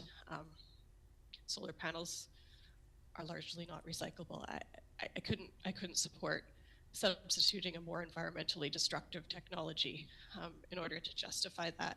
It would help lower their power bill, which I'm sure would be great for the business over time, but it's not my job to grant variances in order to help businesses lower their power bill. They can do that on their own dime, I guess. So that's all I have to say. Okay, thank you, Councillor. Councillor Garnett? Yeah, thank you, Chair. I won't support the motion. Sympathetic to what you're trying to do and trying to lower costs. There's been reference to the property in Collinwood, and I actually voted against that motion, similar to this one, because the owners had signed the building permit, so they were aware at the time what they were, but didn't. At the time, they said they didn't really read the contract closely. Well, unfortunately, that's part of building, and that particular was a little different, and they had to replace a pole, and there was replacing telecommunications that were installed incorrectly, which was kind of unfair to them. But at the end of the day, to me, it was, you signed a contract, you should have read it, and this is the way we're trying to go in our community. Your instance is a little different from me. The way I look at it this way, in this particular case, is that for me it's equity. And I asked a question about 2270 Harbour Road earlier, and they would have had a similar development permit with similar requests and similar things to be done, and they did them. So I have a hard time justifying giving you a variance when they did the work they were required to do, signing the same kind of building permit, development permit. So if they're capable of doing it in terms of underground, because we're talking about underground wiring in this particular case, then I can't hold you to a different standard. So thank you, Chair. Thank you. Councillor Novak? Thank you, Chair. I'm really of mixed opinion. I was leaning towards denying the variance, I was leaning towards allowing the variance initially, because I am sympathetic with the industry. That being said, I tend to think a lot like my colleague here. We've written these bylaws for a reason, and that reason is that we're trying to develop a town with a uniform utility placement. And this bylaw applies to everybody. I can't see a legitimate reason for not applying it in this case. The proponent has stated that he would be prepared to do this at a later date. It's just inconvenient for him to do it now because he's got other things that he would prefer to do. It's not our position, I feel, as a council to mitigate cash flow issues for the proponent. I'm also not supportive of accepting the variance for the parking area. Point of order. That motion's not on the floor. We're Oh, I'm sticking to sorry, the you're right. electrical I forgot about, wiring for now. I forgot about splitting it. My apologies. So I'm not in favor of it at this point. The proponent has said that he's going to do it at a later date. I don't see why it couldn't be done now. In fact, it's more likely to be more expensive at a later date. So I'm not sure there's a great advantage to not doing it now. And again, as my colleague stated, it's a question of equity. The bylaw is there for everybody. I don't see undue hardship, and I see our role is perhaps to be there in the case of undue hardship, as might have been the case in the other instance we talked about in Collingwood. But I don't see undue hardship in this case, so I'm afraid I'm going to have to vote against it. Thank you. Thank you. Councillor Rintoul? Thank you, Chair. Speak for the first time. I haven't spoken for the first time yet. I spoke in the amendment. I haven't spoken to the main motion. Thank you, Chair.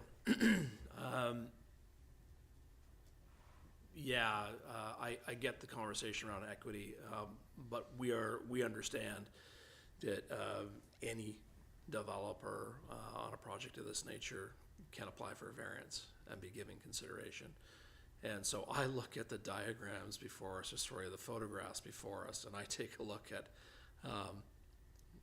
the eyesore of wires on Harbour Road, which relate to BC Hydro's overhead wires, not the 15 feet that will be going into this new project of Vector's. In fact, we're removing 135 feet of overhead wires from the view that we're seeing here. The 15-foot wire has been added in graphically here for us to see where it would be located. And so I think ultimately, for everyone on Harbour Road who will be, forced to underground at some point, it comes when BC Hydro makes that decision. All we're doing here, and honestly, I don't know if it does you any favors or not, Mr. Austin. It's been a challenging discussion, and maybe it truly is easier for you to address this now and be done with it. I don't know, but you've taken the approach on the build that this is a cost that you find challenging to accept at this point in time. I also think, and we don't have clarification on this, that the timing of BC Hydro to do the work may actually impede your intended timeline as well, although I'm just assuming based on anecdotal instances from Hydro and sort of how their work orders proceed, that it may be very challenging to get the undergrounding done on a timely basis, and it might be problematic. At any rate, I continue to support this motion because I think we're accommodating a local business who is employs in an industry that is in demand and requires high skill set to move forward with their project in a timely and cost-effective manner, and I support that, particularly in this industrial area of Sydney. Thank you, Chair. Thank you, Councillor. Mayor? Thank you. This is a challenging one, as we've known from considering another variance application and the other precedents on Harbour Road. The circumstances are different for each applicant. Hence, the legal ability to request a variance in the unique circumstances. The means of the applicant, the effect on cash flow is not a factor for my consideration. The intent of underground wiring is twofold, as we've learned from when it's come before council previously, and that is there's a significant aesthetic improvement to having underground wiring, and the other is it reduces power interruptions. When the town of Sydney initiated back in the early 2000s the underground wiring of on Lochside Drive on the frontage there. One of the main reasons was the number of power interruptions which affected neighborhoods and businesses to move forward with it. What we see in this particular application, and from my personal circumstance, I initiated and paid for tens of thousands of dollars to go down underground wiring to my building because I had a transformer just like that one on a hydro pole across the street, and once or twice a winter, a seagull would make the wrong connection, and we'd be without power. So it was actually a good business decision to pay to reduce that business interruption. In this case, what we're going to see is we're going to see that transformer move from being at the top of a pole to being in a transformer mounted at ground level. given the other wiring that, that goes to the rest of the block, we're not gonna see that pole come down at this time. And so I don't see the aesthetic improvement. If Mr. Austin doesn't experience the power interruptions that others have experienced, whether it was off Lockside Drive or otherwise, then there's not the motivation to pay, you know, the expense to do that now. So I don't see any aesthetic improvement or what I would call a minimum aesthetic improvement. In fact, as previous councillor is indicated, we would be going from 100+ feet of overhead wiring to approximately 15 feet. And so we don't know what the exact circumstances will be, whether it will be BC Hydro wanting to go underground on that entire block or a portion of that block, or whether it will be other significant developments that do require, just because of the nature of the development, that the pole come down in front, and there will be opportunities to, in that event, if the neighboring pole to this one on either side came down because of redevelopment, then it could necessitate or trigger the need to go underground wiring at that time. So I'm supportive of the variance because I don't see the benefit at this time, and I think the factor of equity varies from application to application. Thank you. Thank you. I will weigh in on this. I'm in favor of this variance for a few reasons. I recognize that, you know, the applicant was told at the beginning that these things were to be required, and then the whole tariff thing came up, and so that was unexpected, unable to plan for, and so an extra, whatever it was, $66,000, I think is significant. At this council, we had discussions months ago about what can local governments do to help businesses that are struggling from tariffs. And so far, we haven't come up with a whole lot, except, you know, looking into whether we can buy local or support local businesses. So this is something, I think, where we could actually help. We have the ability to save the business some money on putting in the wiring underground, and so I'm in favor of doing that. The other reason I'm in favor of this is we had a workshop at the leadership event with SIP a few weeks ago, and one of the things that we talked about in that workshop was what can local governments do to support the blue economy, which is of particular interest to Sydney because that's part of our economic development strategy and how we can support those businesses. And we've kind of been still sort of looking at ways we can do that.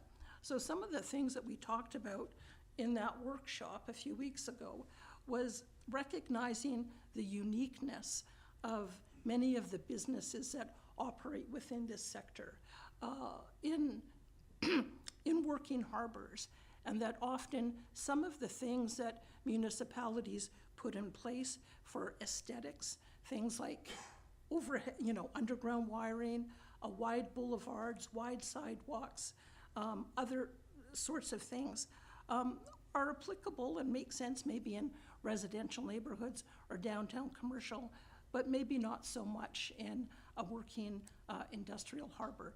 And so what I took from that is, and what other members of that workshop took from it, is that maybe we need to take a second look at some of these things that we put in place in working marine harbors, and overhead wiring, I think, might be one of those.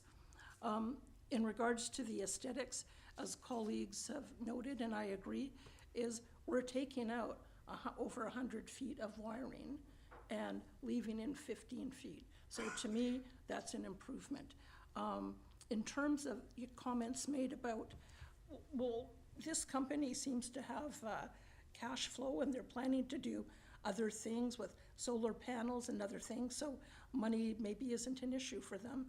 To me, I don't pay so much attention to that as more, where is the better use of $100,000? So are we gonna require them to put $100,000 into the ground for for 15 foot of line. I would rather see that be invested in other aspects of the business that would allow it to grow and expand, and that benefits our economy as well. So based on that, I'm happy to support the motion as it is. I'll look to colleagues if there's any second-time speakers. And if not, I'll call the question, all in favor of the motion. And those opposed, 3 opposed. Okay, thank you, colleagues. All right, we'll move along to the next item. Motion carries. Thank you. Now, did someone want to make a motion in regards to the driveway? Mayor McNeil-Smith? I move that the variance with regards to the parking lot be denied. Second. And I'll Go speak ahead. to it. You know, this is an industrial area. There are contaminants. While the proponent has indicated they've had a gravel lot, a permeable lot for a long time, and haven't suffered incident. We don't know whether there was, vehicles or other things that could have affected the environment. And I think it's a best practice, having catch basins that have separators to protect our environment in general and the marine environment in particular. Thank you. Seconder? Thank you, Chair. Again, as I stated earlier, I think we have these bylaws for a reason. They make good sense. It is part of our official community plan, reduce pollution. It's an environmentally sensitive area. In fact, one of several environmentally sensitive areas in the town.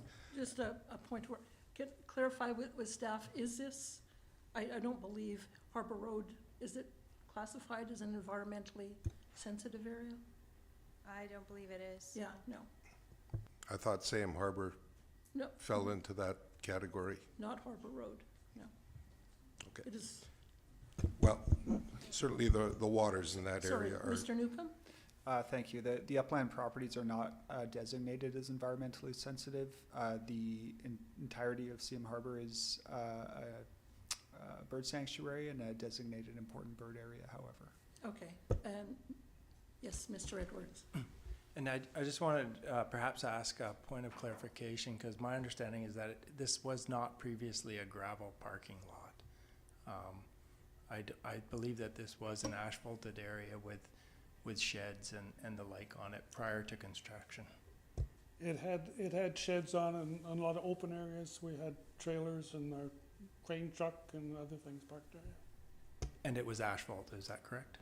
No, it was actually a combination. There was parts that were gravel and parts that were asphalted, which were mostly under the blue building that we took down. Okay. Thank you. Go ahead, Councillor. Thank you, Chair. Regardless of whether it's designated an ESA, it's still a marine environment that I think we have an obligation to protect, at least to the extent that it's possible. And this bylaw does give us that power. So I feel that in this case, we should deny this variance. We should have those catch basins in place and do the best we can to protect that marine environment. Thank you. Anyone else? I will speak. I'm leaning towards approving the variance, because I'm still struggling with, we're concerned about the marine environment. However, that marine environment by Harbour Road is covered by dozens, I don't know, hundreds of boats already that I presume, leaking fuel or oil, that is out there already. So it seems to me that the cow is out of the barn, so to speak. So in terms of what we're actually accomplishing by, there's going to be a few more cars parked in a gravel area. So I haven't received any evidence to suggest that that in itself is going to have a significant impact on that marine environment. If it was an environment that there wasn't boats already out there coming and going, it was a working harbor, then I might share a different view. But I think, as I say, with the boats that are out there already, I don't see how a handful of cars on pavement would, be a big threat to that marine environment. Thank you. Councillor Rintoul. Yeah, thank you, Chair. And I sympathize with the request before us, but let me just suggest that I think if you look through, I think it's a CRD regulation now. I mean, you can't even scrape barnacles any longer without having a catch basin, something to make sure and control the potential contamination. I know you're not using that for this particular purpose, but in the marine environment that's been referenced, it is heavily protected to try and ensure that in the case of bottom paints, etc., that they are controlled and minimized. Now, that's not the intended purpose here, but the town requires this for a fourplex, as staff had informed us, regardless of location. So I am supportive of the motion that's before us. Thank you, Chair. Thank you, Councillor. Anyone else? All right, based on that, I'll call the question. All in favor? Any opposed? None opposed. That carries unanimously. All right. Thank you. That looks like it concludes our business for this evening. Oh, no. Staff reports number 8. Oh, sorry. All Oh, the people tearing gosh. Move adjournment. Yeah. Oh, sorry. Not quite yet, folks. So we'll now move to staff reports. And I believe we have a presentation by David Ford of Associated Engineering and Robin Hubin from DHI Group via Zoom. So I'll let you folks proceed. Yeah, thank you very much, everybody. Just going to share my screen here, and hopefully this will work. And there we go. So yeah, thank you, everyone. We won't keep you too long. It's late in the evening, so hopefully this will be a reasonably short presentation. This is a project that we've been working on for the town of Sydney for about 2 years, and excited to kind of deliver the results for you guys tonight. My name is David Ford. I am the manager of the Floodplain and Coastal Group in Associated Engineering's Vancouver office, and we are delivering this project with our partners DHI, and I'll just pass it to Don Kirk just for his introduction. Yeah, good evening, everybody, and thank you for the opportunity to speak to Council this evening. My name is Dan Kirk-O'Line. I'm a registered coastal engineer in the province of British Columbia and have worked throughout the Gulf Islands and around the mainland as well. So working together with Dave and his team on this project, specifically some of the modeling aspects that we'll get into, and yeah, looking forward to discussing the results and findings of this project. Thanks, Doctor. So I believe the committee has been, or the council has been provided with reporting and mapping in advance of this meeting, but we'll just kind of go through a few slides and then try and shed a light and illuminate some of the more technical concepts maybe within the reporting, and we'll be delighted to answer questions at the end of the presentation. Essentially, this is the core team that's worked on this project. Myself and Noah from Associated.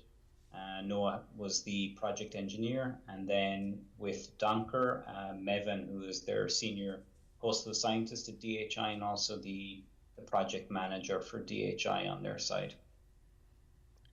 So the objectives of this project were to essentially deliver updated flood hazard information for the town of Sydney. So coastal storm flooding was the primary flood hazard being considered. And what we were able to do is produce updated flood construction level mapping, and that's based on 200-year conditions, including 1 meter worth of relative sea level rise. We'll kind of get into the technical nuance of that, but it just basically means it includes land uplift or subsidence. That analysis was completed at 29 distinct locations or transects within Sydney.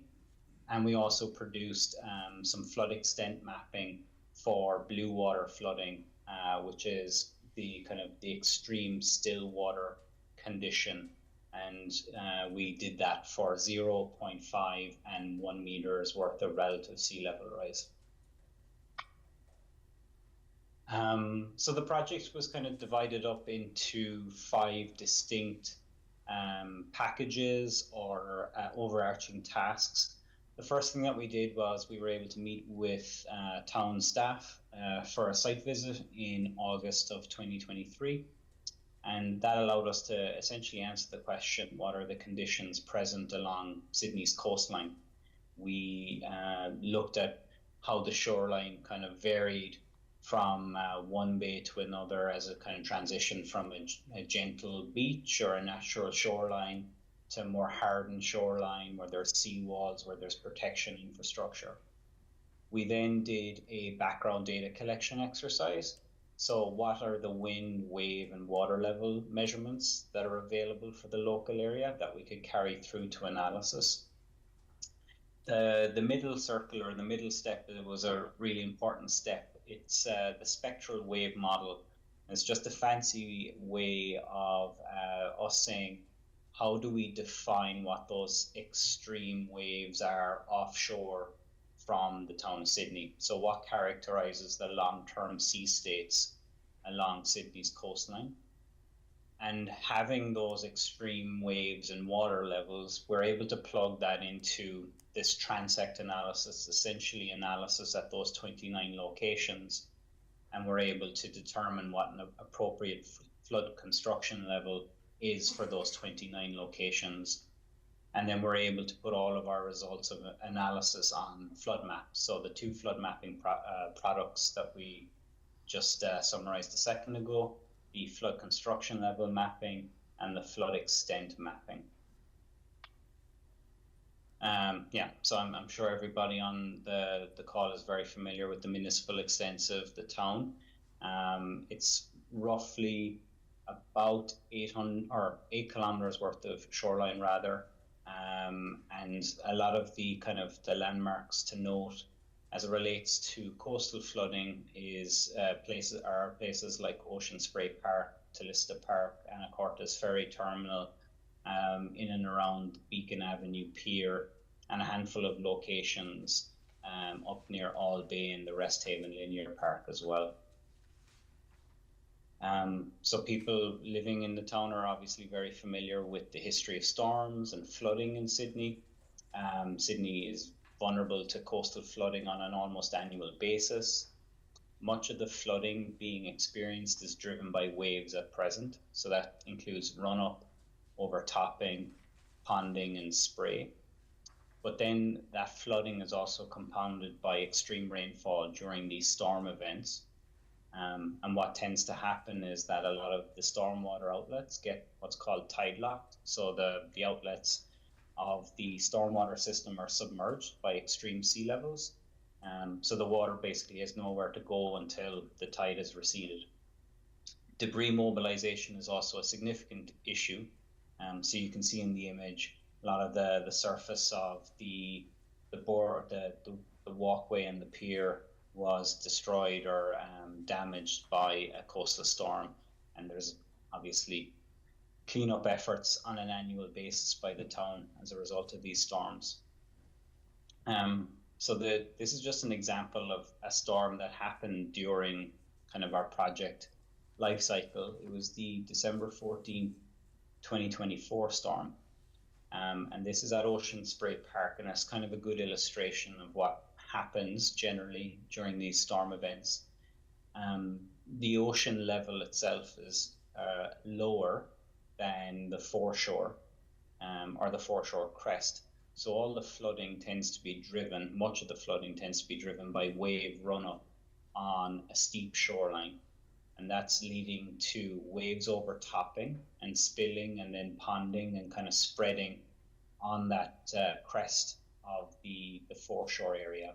You also get a significant amount of landward spray. So as the waves are breaking and crashing against the shoreline, all of that water kind of gets mobilized as particles within the winds coming on shore. So some of the flooding is actually caused by those spray events. And then you also have the large woody debris being mobilized and getting thrown up and over the foreshore crest. So that's kind of how all of that timber ends up 5 to 10 meters back from the foreshore crest. This is another angle of the same event, and it kind of just shows you the difference between the elevation of where timber and those logs and where spray and run-up is getting to relative to the ocean level. So to kind of simplify the components or the sources of flooding, we tend to refer to flooding due to extreme tides and storm surge and sea level rise as blue water flooding. So that's the actual level of the ocean during a storm event.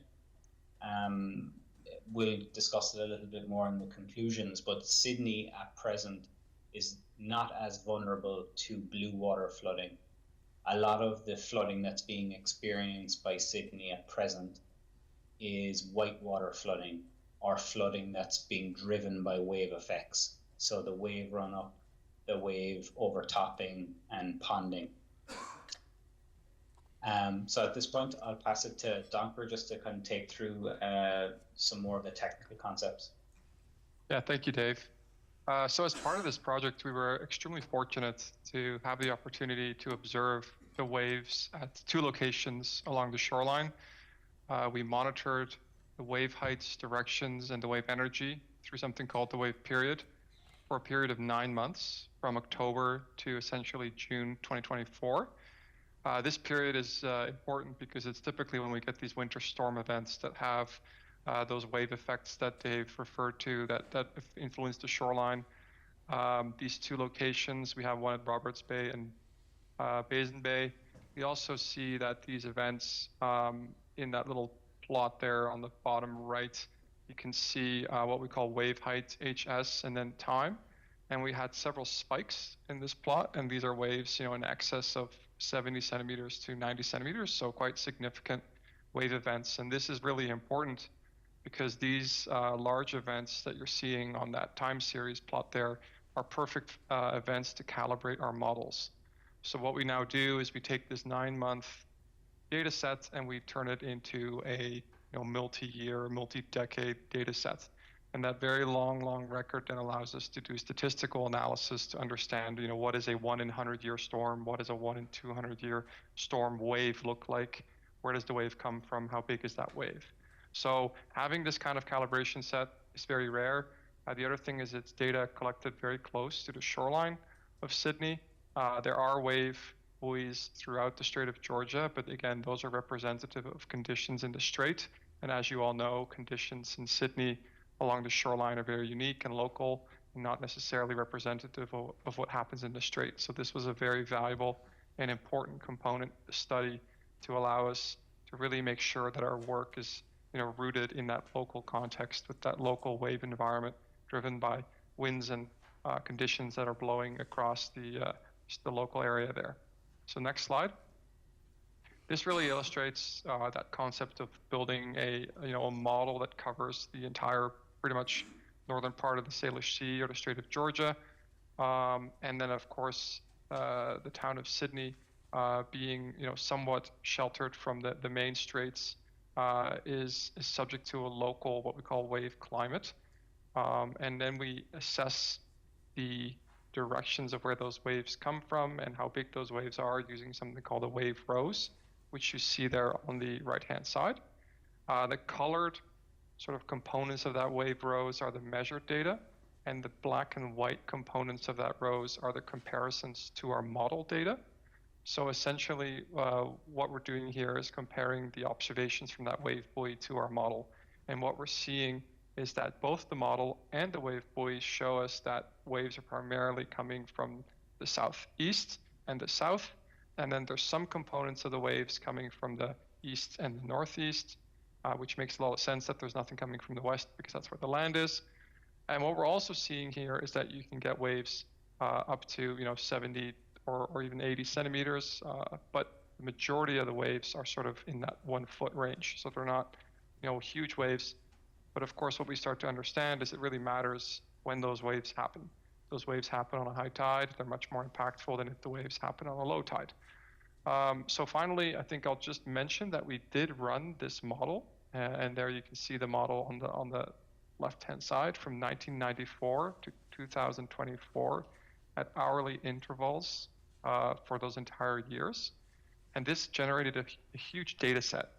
And this data set allowed us to do what we call a statistical analysis on the wave climate along the whole shoreline to then derive that magnitude for a 200-year wave or a 100-year wave. So that's the event that happens once every 200 years or once every 100 years. And those are those extreme events to which we develop these flood maps. Next slide.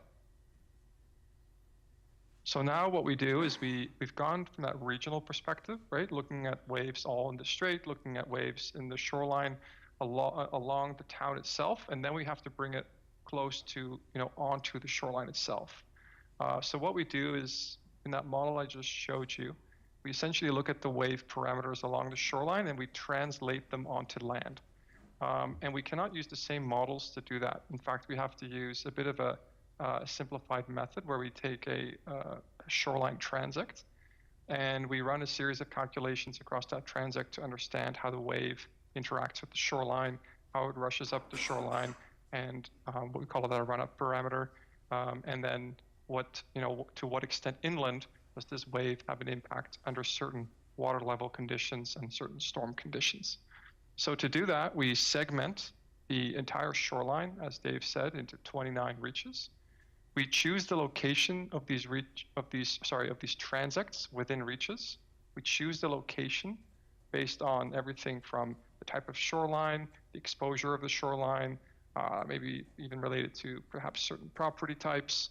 And we try to essentially establish a transect that is representative of that reach, that can be applied uniformly across that reach. So it shares characteristics and features to its neighbors or to the areas around that particular transect. And then we calculate the wave interaction across that transect and we apply it to that reach, which is the yellow. So the yellow is the reach and the pink there is the transect. So we'll go to the next slide. And in each transect, the waves obviously interact differently with the shoreline. So on a natural sort of sloping shoreline with either a beach or maybe a bit of a gentler feature, you have the waves rushing up the beach and coming down again, and it's relatively easy to establish your FCL on these types of gentle shore types.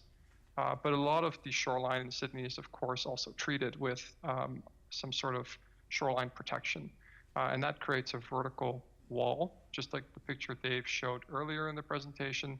And when the wave hits that wall, you of course get that spray of the wave upwards, and that's generally with these kinds of equations and the kind of analysis we do creates very high flood construction levels because it's accounting for that sort of white water effect, the wave rushing up, which elevates our FCLs. And if you were to apply those inland, would really result in a very dramatic and also significant portion of land inward of that feature being inundated by the FCL. So it's very important to kind of distinguish between those shore types and how the waves interact with those shore types and what that would mean for the FCL value that's calculated out of that. And we'll talk a little bit about how we treat these in the mapping to make sure that we have a fair and accurate representation of these processes from a mapping perspective. So Dave will cover that coming up shortly. Next slide. So just finally to cover the main components that go into calculating a flood construction level at an individual transect. Of course, you consider the tide effects. Then you consider what we call meteorological effects, which is things like storm surge, which can be significant if a storm surge occurs at a high tide. That's really when you start to have more significant impacts on the shoreline. Then we also consider sea level rise, of course, which there are, the projections are included, and this is really what we call the blue water flooding. So this is without any wave effects. It is simply what's happening with the tides and the storm surge and the sea level rise. And then on top of that, when you have winds blowing across basically the area exposed along the shoreline, you generate waves, and then waves have two components, something called setup and something called uprush. And that's that wave run up that we then calculate, and those are called the white water flooding components, which is that spray that you see or that interaction of the waves with the structures. And when you add all those together, that's really when you get all of your flooding components. And what's very important is in this study, we differentiated between the blue water flooding and the white water flooding, and they treat it a little bit differently. So Dave is going to talk a little bit how we treated those within a mapping context here in the next couple of slides. Thanks, Doctor. So this is kind of one of the end products. This is a sample sheet from the flood construction level map. And there's kind of a few components to highlight. The numbers with the black box around them is essentially labeling the reach and the transect. So it's identifying that section of shoreline. And associated with each box, there is a flood construction level number, and that's generally the flood construction level that has the wave effects or the wave contributions within it. So as you would have seen in the previous slides, the area of shoreline that's closest to the crest or the foreshore crest, where that wave effects, the wave run up and overtopping is being experienced, that requires a larger flood construction level, a higher elevation, to keep any proposed development dry.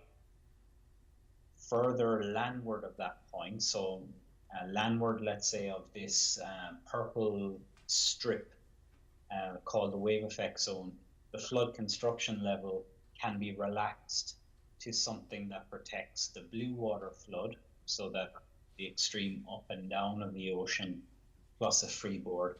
And that's what this backshore flood construction level value is, 4.12 as an example, versus this value of 7.54. And the difference between those two numbers, the over 3 meter difference, is because of the presence of wave effects in that foreshore corridor, that 30-meter strip of land adjacent to the land-sea boundary. Because they're two different physical phenomena, how we, let's say, deal with blue water flooding and white water flooding, to have them in a kind of a one analytical solution would require more sophisticated modeling that we talk about in the reporting. The other thing to note is that in a couple of locations, there's stretches of shoreline within Sydney located within the shadow or the protection of breakwater structures. And in reality, those breakwater structures are obviously going to do a good job in dissipating incoming wave energy from offshore, so that areas within the shadow of those breakwaters are likely to feel negligible wave effects relative to areas that are more exposed. So in those areas like Reach 15, the appropriate flood construction level to be applied there would be also the backshore FCL, so the FCL without wave effects. And then the other mapping product that we've produced is a blue water flood extent map for various relative sea level rise scenarios. And what it kind of shows as you step through the mapping products from 0 to 0.5 to 1 meter relative sea level rise, you can see that the lower lying areas of Sydney are obviously becoming more vulnerable to those extreme sea levels as climate change and sea level rise increases. And this is a snapshot or an example of one of those more vulnerable areas. around Tallista Park, Anacortes Ferry, Ocean Spray Park. And we talk quantitatively in the report with regard to potential flood depths that could happen at certain time horizons into the future. So just to kind of wrap things up as conclusions, under present day conditions, our results kind of affirm that the dominant coastal mechanism right now is wave-driven flooding for much of the town. The blue water flooding is not yet an issue in most of Sydney. In future conditions, so plus 0.5 meters relative sea level rise, potentially occurring at the year 2095 based on the most up-to-date projections that are being published on federal websites.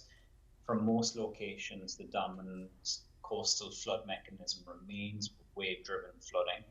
But as we just kind of saw on that last map, Tallista Park, Anacortes Ferry and Ocean Spray Park become more vulnerable to blue water, so that extreme sea level. And then under a 1 meter relative sea level rise scenario, which is potentially occurring around the year 2150 based on current projections, the blue water flood hazard becomes more extensive and there's additional areas that are then becoming more vulnerable. So what to do with all this information? There's a selection of recommendations that we've placed in the report, but one of the big things to highlight is that this type of coastal flooding analysis should be revisited on a periodic basis. The reason for that is because the science is always changing and the way that we're able to do the analysis is always changing. We have more access to better computing power, more sophisticated numerical models, more data becomes available. So the more wind and water level information and wave buoy information that we have, the more that we're able to calibrate and validate all of our analyses, and allows for greater refinement. And a suggested update frequency would be kind of the 5 to 7 year mark. It also allows us to fold in more up-to-date relative sea level rise projections and climate change information as it becomes published by bodies such as the UN Intergovernmental Panel on Climate Change and the like. Another recommendation would be formalized data collection. So implementing a plan to collect photos and videos during coastal storms, any type of quantitative information that engineers like ourselves and coastal scientists and those operating in that space can get access to is invaluable in terms of validating and calibrating future analysis, future plans. And another big recommendation would be, you know the delta, you know the level of the problem, let's say, and kind of what will happen as sea level rise increases in the town of Sydney. But what do you do about it when? And that's what a sea level rise adaptation plan would help kind of answer, looking through potential adaptation plans and plans for change at various increments in the future.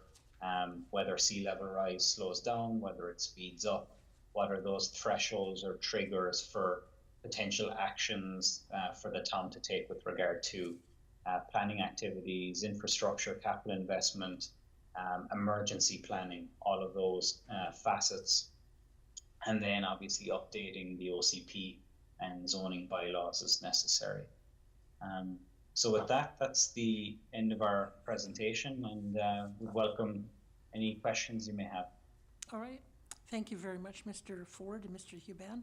I'll turn to staff now if there's anything you'd like to introduce or comment on before we go to questions.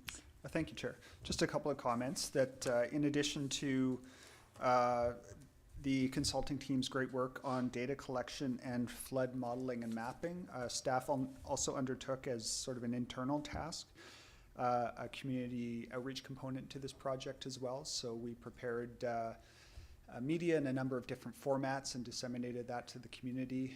We reached out to First Nations and offered to make the data from this project available to them as well if they ever choose to use it. We've installed some signage on the waterfront in some of those key locations just to make people aware of that potential hazard with the wave overtopping and the debris throwing as sort of a friendly warning sign, and also staff held a number of community education events too, just to highlight for some of those people who may be living in those areas that this is a possible future scenario, and ways that they can mitigate some of those risks. In terms of moving forward with this project, so staff see this as a baseline now that we have this information, and one of the challenges that we've had in the past is where we do have flood construction level requirements is we rely on individual engineers to give their own assessment of the potential risks and propose solutions to those risks. In this case, I think this gives us a good broad baseline where it's something that can be referred to, and where there are flood construction level requirements, there's a bit more of a context that can be referred to, and so we can get a consistent approach moving forward. Staff see the development of a coastal flood hazard mitigation and adaptation plan, the next steps for this project. As I mentioned, it would provide that sort of overarching context for developing FCLs or refining FCLs, and also giving on some of those shoreline areas, those key shoreline areas, options for how we might mitigate some of that wave overtopping and allow people to construct their homes safely into the future. And as the presentation showed, the timeline on the potential risks increasing into the future is still long enough that we can see several development cycles, and some of those low-lying properties that currently might be in a future risk area can be redeveloped, and can be redeveloped at a certain height in time for those future risks to be future-proofed against those risks. So staff are pursuing a few potential grant opportunities for a coastal mitigation and adaptation plan, and there's two staff recommendations speaking to those grant application opportunities in the report. And as well, it's likely that those grants will still require some town funding, so there's a recommendation to forward this for discussion to the 2026 budget process. Thank you very much. Thank you, Mr. Newcomb. I'll look to colleagues for questions. Councillor Garnett first. Thank you, Chair. Thank you, staff. Thank you both for the presentation, the report, bearing with us till we got to this point of the night for you to be able to bring your presentation. And I have to say, I had flashbacks, 35 years going through the document to going through multiple regression analysis, and it's quite a technical document, and it was having gone through it, I went through it more than once, and it was helpful to do that, because the first time through it was a lot to take in. So appreciate all the work you put into this. Yeah, there's some really good information in there. Just some basic questions. It's not clear to me, in terms of the new Dungeness Wave Buoy, where exactly would that have been located? Dunker, if you want to take that. Yeah, that was located in the strait. So we do have, it's a little bit further offshore, and it's just basically what we were doing there is assessing the wave climate at that location to ensure that our models could capture, not just the waves locally at Sydney, but the waves within the entire region. And that basically underscores the validity of the model and the assumptions in the model. If the model isn't performing appropriately in other locations throughout the strait or the Salish Sea in general, then you could also, question the accuracy and robustness of the model locally at the town. Now, of course, we did have the two local buoys where we could verify that our model was actually, accurately capturing the wave climate. But it's just, an additional comfort to be able to verify that in other areas. Great, thank you. And I noted that when you were talking about the tsunami hazard wasn't part of the approach, or considered in terms of the overall approach. And I just think it might be interesting for residents, anybody watching this or watching it later, given what we had in the last year in terms of these alerts that came on our phones based on seismic events usually up and around Alaska. If you could explain why that was incorporated, understanding that, of course, it's much less of a risk here than it is other parts of the island, but the thought that went into not providing that particular part of it? Can probably answer that. We're part of the same team that delivered the tsunami modeling for the Capital Region District as part of their coastal flood inundation and mapping project in 2021. So there was comprehensive tsunami hazard mapping delivered as part of that project. And I believe we also provided commentary municipality by municipality, district by district with regard to average and I think was it 83rd percentile or 95th percentile tsunami water surface elevation. I have to go back and check that, but I'm pretty sure that that was the case. In any case, a lot of that information would be in that older report.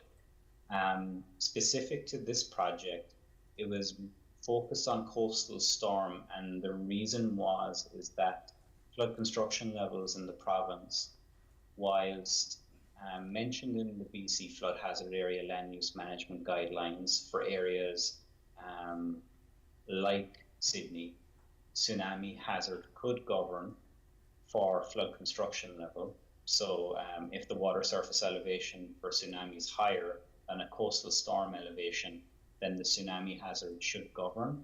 But I believe in practicality and practical application, that hasn't been exercised to the best of my knowledge before.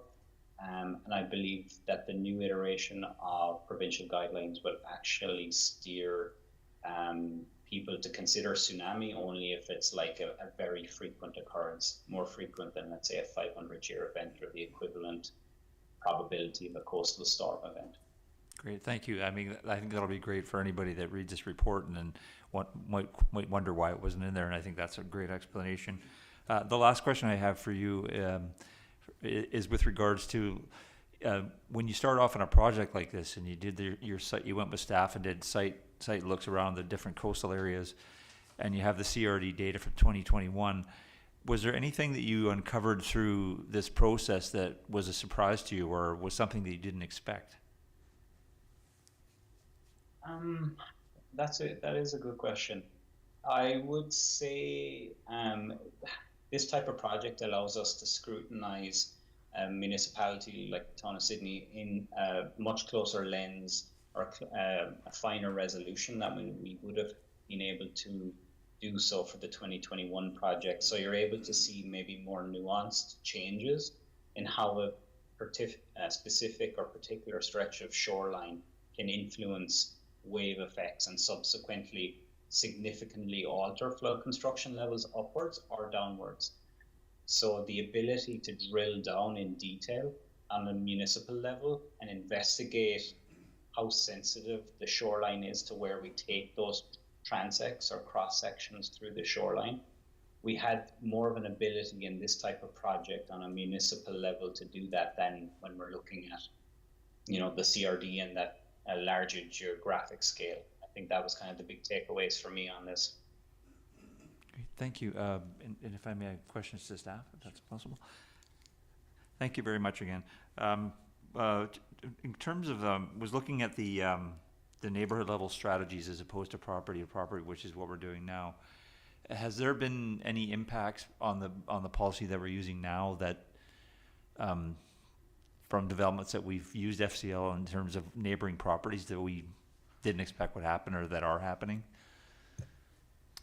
Through the chair to Councillor Garnett, I might toss this question to Ms. Verhagen as well, but I think the outcome of this project has, to a degree, reinforced some of the numbers we've seen from the individual engineers who have worked on various projects over the years.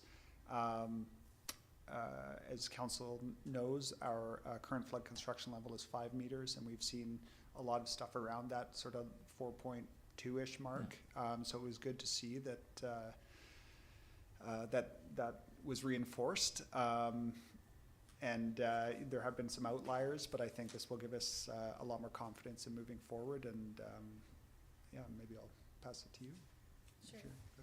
Thank you. All I would add to that is that part of the next steps and part of that developing the adaptation plan would be looking at that policy and seeing, do we need to update it? Because it is, as it says in its very name, interim in its in its basis. That's what we're doing now until we have this more concrete information to work on with what are better flood construction levels in these neighborhoods. So that would definitely be part of the adaptation plan, is reviewing that policy and seeing what to do next. Okay, thank you. With regards to the budget deliberations, internal and external funding for granting, and given that it's indicated in the report that probably the application won't open until spring 2026, and we'll be having budget discussions within, you know, end of January, beginning of February. Are there particular things that you're going to be considering bringing back for the budget deliberations, given that we won't know clearly that we're not going to qualify for any kind of granting? Yeah, I think the report sort of mentions a rough budget for a project like that. Yeah. The two grant opportunities we've been looking at would, based on the amount that those grants fund as part of the overall project, that would lead us back to a number that we could bring forward for budget deliberations. Would there be anything specific, like specific actions you'd be looking to undertake within that you can think of, or is it too early to tell yet? Sorry, actions within the... Well, like in terms of the monetary aspect, like what you would be looking to do with whatever resources might come through the budget. I would say a little bit too early to speak to that, yeah. Okay. And my one last question through you to staff is, and I know this is outside of the coastal inundation, but I'm just thinking in terms, because it was kind of referenced in terms of rainfall in the report. Would we build off of this to have some consideration given to like Mermaid Creek and Ray Creek or Quelstic Creek in terms of flooding and what, I'm thinking back to 2021 when we had that significant atmospheric river and how high the water went, in particular the homes around Frost and in Summergate. Will we be looking at sort of piggybacking off this to create something along the lines for those areas as well, or do you think that's something we should even be considering at this point? Certainly for Mermaid Creek, which combines sort of water flow with the ocean-related stuff, I think there would be a definite benefit there in terms of building to a flood construction level that would protect those properties from both types of flooding. This project was specifically about coastline flooding, so the Kelset Ray Creek area would be maybe a little more tangential, but you know, if you look at the some of those properties that are adjacent to the creek, there may be similar benefits there as well. So something we can definitely look at as part of that plan. Yeah. Thank you very much. Thank you, Chair. I'll go to Councillor Duck next, and then Councillor Duncan, I see your hand, and then Mayor McNeil-Smith after that. Thank you, Chair. If I may, my first question is through to the consultants. You indicated in your presentation that the biggest challenge to Sydney right now is whitewater-driven flooding. And looking at the mitigation of that, what's your experience or thoughts on the best practices for mitigating that? You know, you're in your diagrams, you showed armored versus other types of waterfront. Just we have a combination, obviously, in this.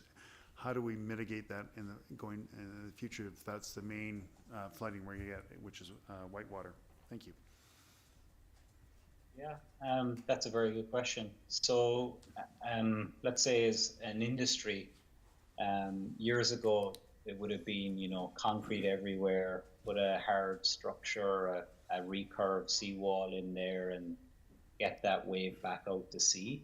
But a lot of the stuff that we're doing now is more nature-based solutions and let's say restoring the shoreline into more natural conditions using nature-based coastal solutions. So as an example, if a shoreline had a seawall, you might take out that seawall and do a program of beach nourishment as an example. So build up the beach profile so that waves are dissipating before it's able to get to the crest of the foreshore. Another thing would be using things like saltwater marshes, and there's a whole host of other kind of nature-based solutions that could be done. Yeah, I don't know, Duncan, if you have any other further thoughts. Just think of the projects you're working on at the moment as well. Yeah, for sure. I mean, I think, you know, the real thing you're trying to do is just take that energy out of the wave, right? And this flooding really only happens at high tide. And of course, when the tide is lower, and there's a big storm event coinciding with that, the impacts are less pronounced. So there's sort of three layers there where you've got existing infrastructure, which you'd have to retrofit, and then you'd have to see if there is the ability to do that within the water lot. There's a lot of jurisdictional issues that come into play as well, whether or not you can actually develop that foreshore or alter the foreshore, given everything from DFO and Transport Canada regulations, as well just to ownership of that water lot. So I think that those are challenges that we run in from time to time, actually quite frequently. So that really is the retrofitting existing infrastructure, and that can be more difficult to do. And then there's also those areas of shoreline that perhaps are more natural, or there may be a bit of a hybrid where there's natural with built elements. And certainly along the shoreline of Sydney, there is areas with higher wave energy, which make it harder to use full vegetation type solutions. But you could kind of look at hybrid options where you're maybe combining cobble gravel beach features with maybe even small submergent offshore reef structures, or using a combination of building out existing dune features or vegetated embankments together with cobble beaches together with reefs, sort of a hybrid.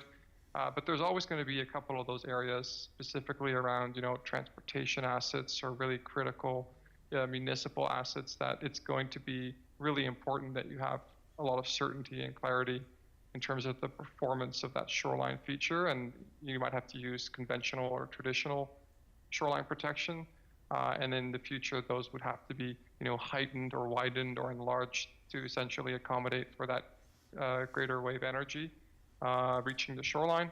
And the final thing I would say is with that sea level rise component added, the waves are able to get further onto the shoreline profile, right? So that wave energy gets closer to the shoreline and has a bigger impact on the shoreline itself, whether it's erosion or carrying woody debris or damaging infrastructure. So it's really important that these resiliency measures are designed to accommodate that higher wave energy that we anticipate to impact the shoreline with sea level rise.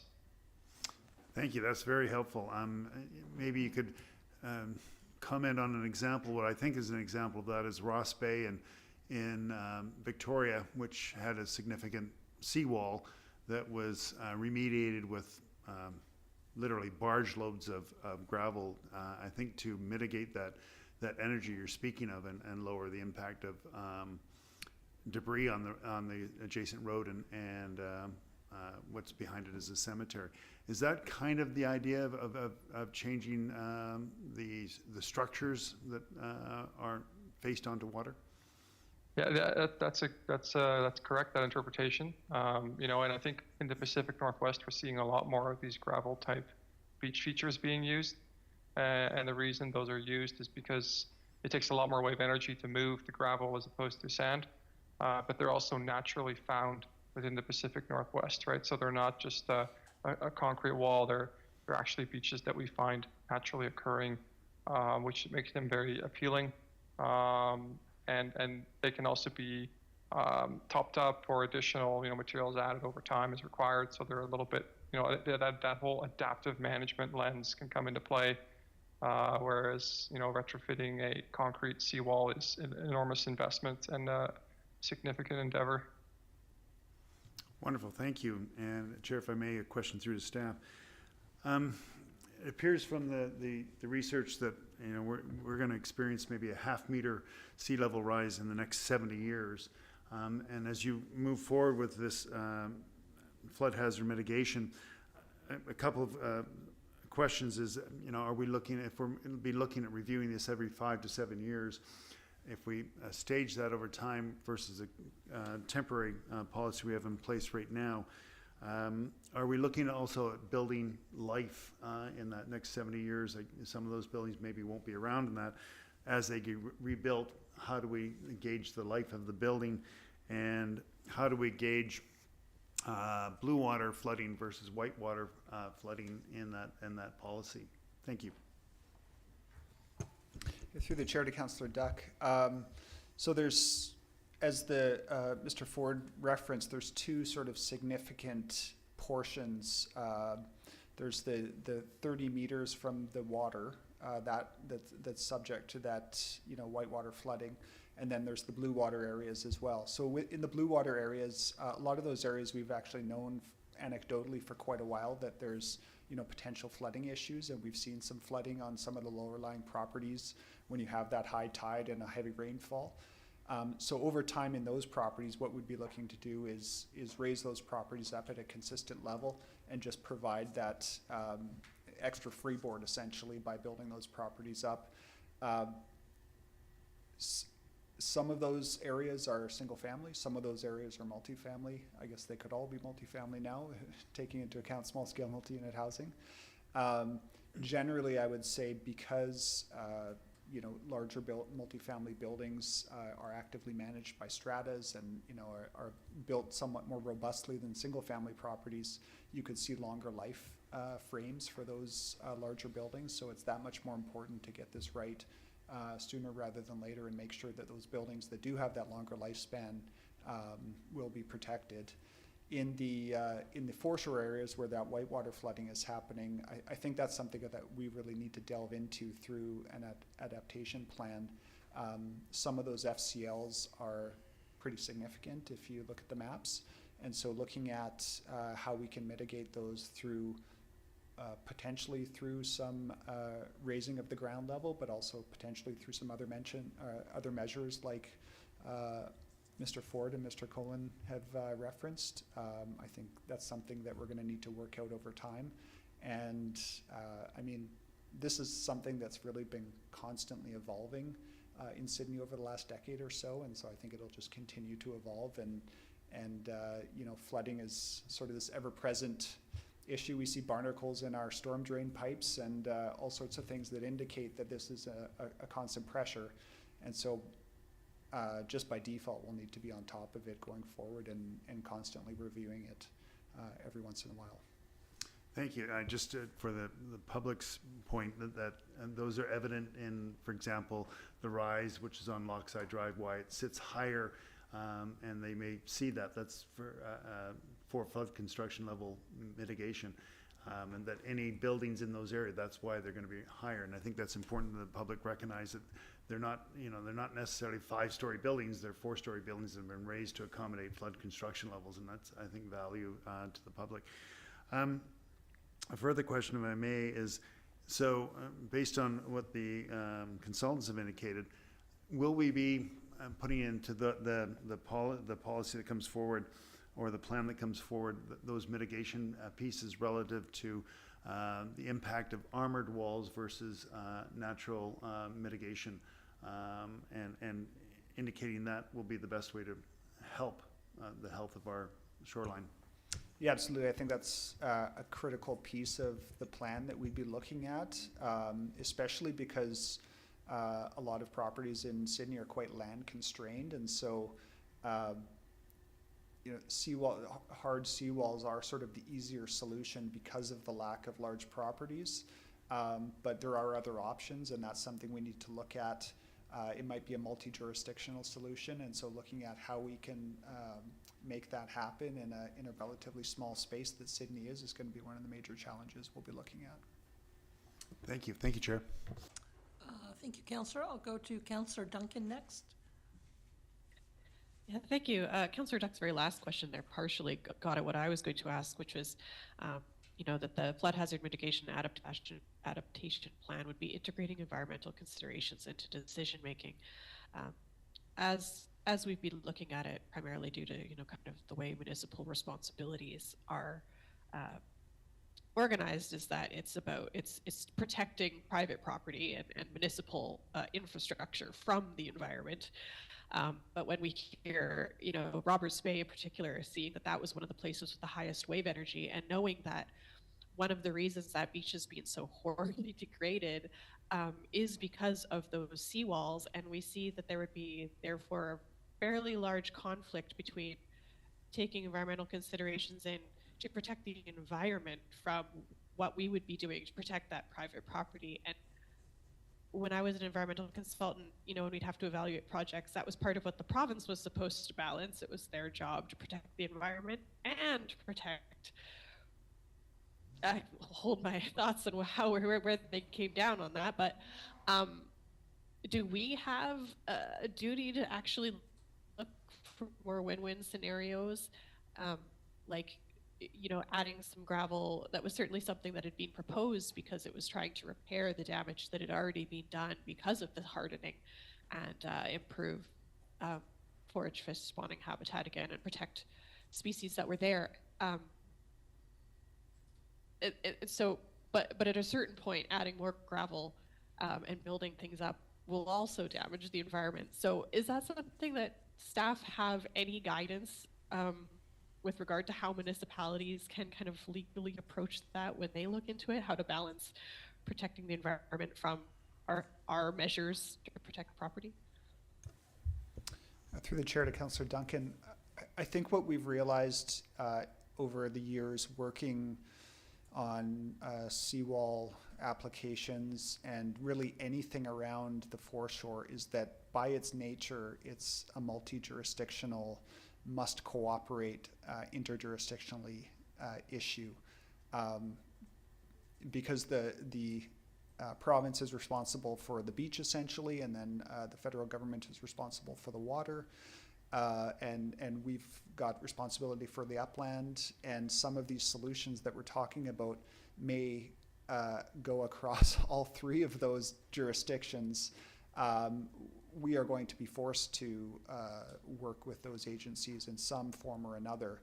I would say at this point that intersection is probably in its infancy. We do struggle to involve senior levels of government sometimes in the more practical on-the-ground issues that we see here. But hopefully, if we're talking about some broader, more comprehensive approaches that do involve a sort of natural approach, hopefully the senior governments will see the value in that and come to the table and help us work towards those. Thank you, Mr. Newcomb. So what I'm hearing is that since we began discussing this, you have not received any indication from the provincial government that they'd be providing municipalities with new guidance. Sometimes when they're going to come out with something new like housing, you know, a report or something, they kind of let municipalities know, don't worry, we've been having a problem. We're going to come up with some, I know there's some forthcoming guidance that will help municipalities navigate this multi-jurisdictional problem. You haven't heard anything like that. We'd be kind of going in blind again. Short answer is probably no. Just talking with Ms. Verhagen here, I believe the province recently came out with a revised flood hazard guidelines. Is that correct? That's right. The flood hazard area land use management guidelines are produced by the province, and they are updated periodically. So we would be looking to those too for any updates that we make to our seawall policy, our flood construction level, our OCP, all these things. We'd be looking to that provincial guidance, but I'm not sure when the province intends to next update those. And that sounds like it would be more about mapping and, again, kind of the exercise we've done here rather than guidance on, I guess, environmental mitigation and environmental conservation while you're building seawalls or while you're building mitigation structures. There is quite a bit of educational opportunities going on right now around sort of green shores and that natural approach to shoreline management. And so I think it's a relatively new, but you know, for local governments, maybe a relatively new but rapidly developing area of interest. And I would say as it grows, I think the province will maybe become more involved because of the interest in doing those types of approaches. But yeah, at this point, we haven't seen a lot of concrete sort of action on the ground, I would say. Right. Well, thanks for the flicker of hope at the end. Okay, thank you, Councillor. Mayor McNeil-Smith. Thank you, Chair, and through you to the presenters. Thank you very much for the presentation. You indicated that we have about 8 kilometers of shoreline, and I guess there are different types of shoreline currently. We do have some natural shoreline. We have riprap, and different types of riprap. Some is more gradual than others. And then we have armored properties that have seawalls and so on. I appreciating this was a collection of data, and then, you know, creating the transect maps and so on. But was it, can you indicate how much of our shoreline is in different types of, whether it be natural, riprap, or seawall? I don't think we produced an actual shoreline classification map for this project. We would certainly do it for projects that require sophisticated numerical models. In this instance, I don't believe we broke it down other than looking at each transect location and a reach. Just from a qualitative perspective, I don't think we actually produced a map. So I wouldn't be able to give you a value for each, unfortunately. No, thank you. It was indicated either through your report or through staff's introduction that in pursuing a mitigation and adaptation plan, there may be further refinement of the FCLs, whether they be foreshore or backshore. Given the work that you've done, which seems very detailed and very specific in terms of 29 transects, can you comment on whether your data or those foreshore backshore FCLs would be refined further through a process of I appreciate there will be many other mitigation and adaptation plans based on different types of infrastructures, but specifically to those FCLs, would they be refined significantly through the creation of the plan? I would defer to the town with respect to the objectives of the plan, but the flood construction levels could always be refined and refined and refined, because what you can do is just takes more and more snapshots through your shoreline. So you could go from 29 reaches to 49 to 89, and you could essentially subdivide and subdivide and subdivide the shoreline. So you could refine things to an nth degree. Another way of refining those flood construction levels or changing those flood construction levels was if you had a defined redevelopment application, or if the town wanted to change the foreshore profile in a certain location, changing that foreshore profile is going to automatically lead to a different flood construction level, because you're changing the slope, you're changing the geometry, you're changing the material of construction. So that's another reason why or how a flood construction level could change. Thank you. My questions through to staff are in the report under financial implications. It indicates that that staff will also explore additional external funding opportunities, as well as prepare budget requests for 26 and 27. Is that an indication that creating a mitigation and adaptation plan will take up to 2 years? Through the chair to Mayor McNeil-Smith, yes, it is. Because the grant programs generally don't open till sort of end of quarter 1, quarter 2, and the project would, ideally get going mid-2026, it would definitely continue on into 2027 as well. Okay, thank you. I do see Mr. Hissick is perhaps still in the meeting. Given that the costs, preliminary costs are $200,000 to $300,000, and that's quite a range. But in terms of us, seeing a budget in a matter of a couple of months, if we're unsuccessful in grant applications, then we would be having to fund that wide figure. In essence, is that the figure we need to put in the budget, and we will just spend less if we are subject to the grants? Or do staff see the potential? And I'm not asking for specific numbers tonight, because I realize the budget is in preparation. But do we see the possibility that we would budget amounts much less than $200,000 to $300,000? Or do we really need to budget that upper level because we may not be successful in grants if we want to move this forward?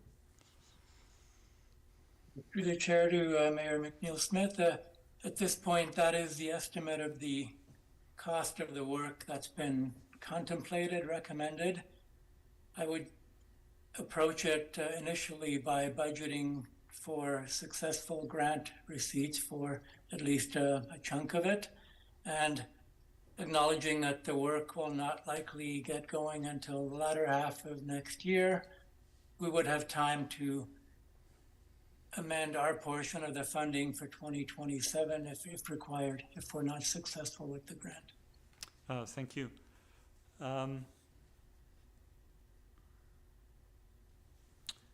My next question was, actually, I'll cede the floor now. I'll have to come back. Okay.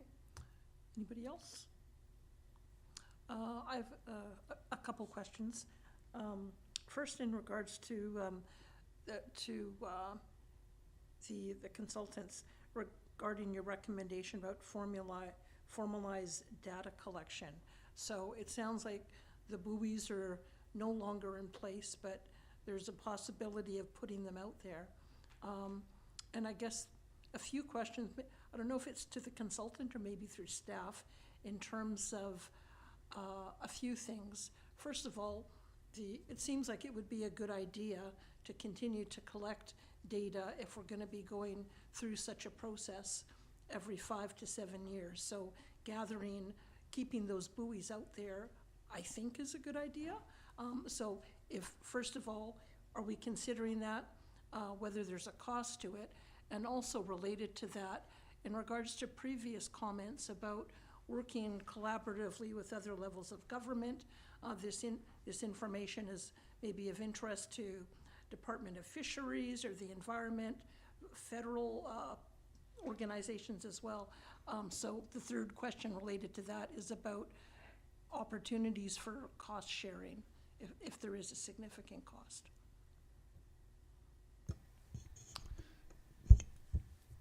So I can't recall the cost of having the buoys out there, but I do recall that it was enough that we chose not to continue having the buoys out there. Okay. It was fairly expensive, and we may have kept them out there for a few extra months, but it was enough that, you know, we probably would have exhausted the project funds pretty quickly. Most of this project was funded by the Union of BC Municipalities, and there's a requirement to make the data available to them as part of the project reporting process. And really, it's I would say sort of if there are other parties who are interested in using the data for their own beneficial purposes, I think there would certainly be the opportunity to make it available. We've already done so with the First Nations. One of the buoys was close to one of the peninsula reserves, so potentially useful for them. But yeah, I think it would be a fairly substantial undertaking to get the buoys out there again, both in terms of cost and effort. Okay, so thank you for that. So say 5 years from now, when we want to update, would we then be going to put the buoys out for another 9 or 10 months, gather the data, sort of go through the same sort of process? Yeah, this might be a question for the presenters, but I wonder if that, reinitiating the buoys might be only if there was a noticeable change in sort of wave storm actions, and we needed to recalibrate that model with new data to sort of understand what's going on. If we see similar sort of storm levels, I don't know that it would be necessary, but again, I'm not an expert in this. Okay, so, Mr. Ford or Mr. Huben, if you have any comment on that?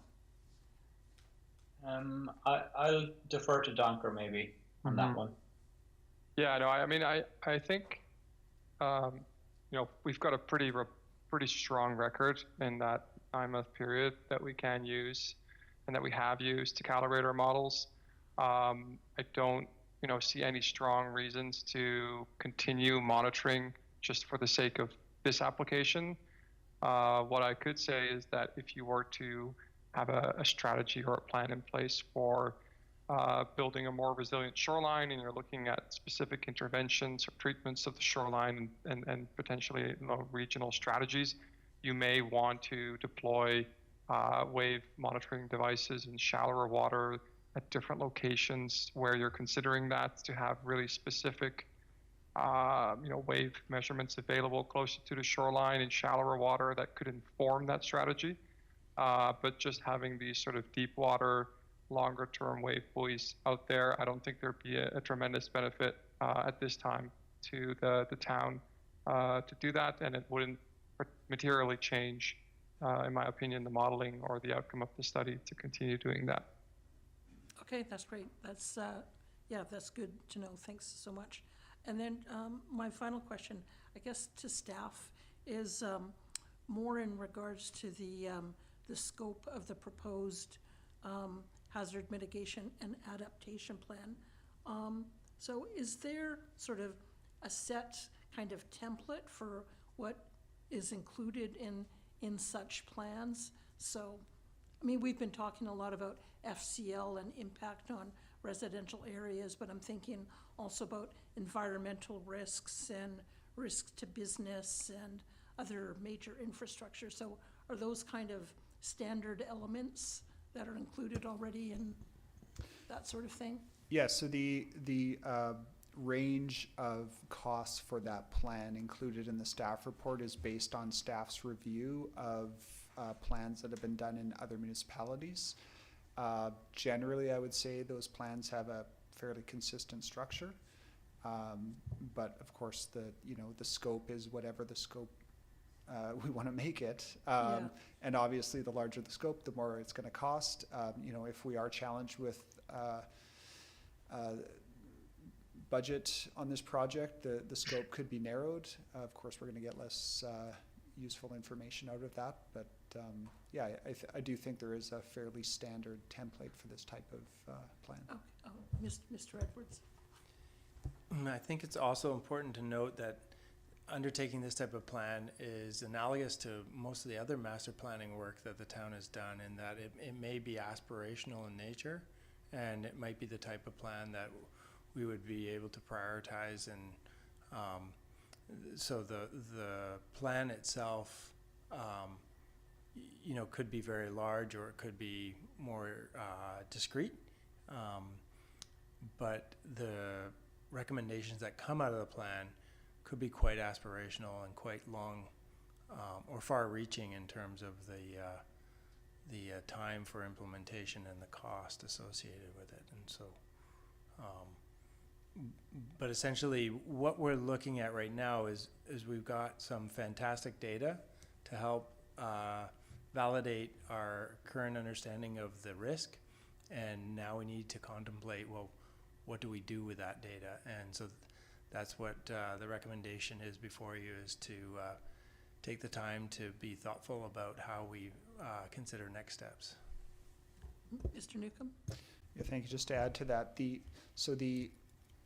ability of the town to bring its resources to bear on any sort of one project pales in comparison to the incremental ongoing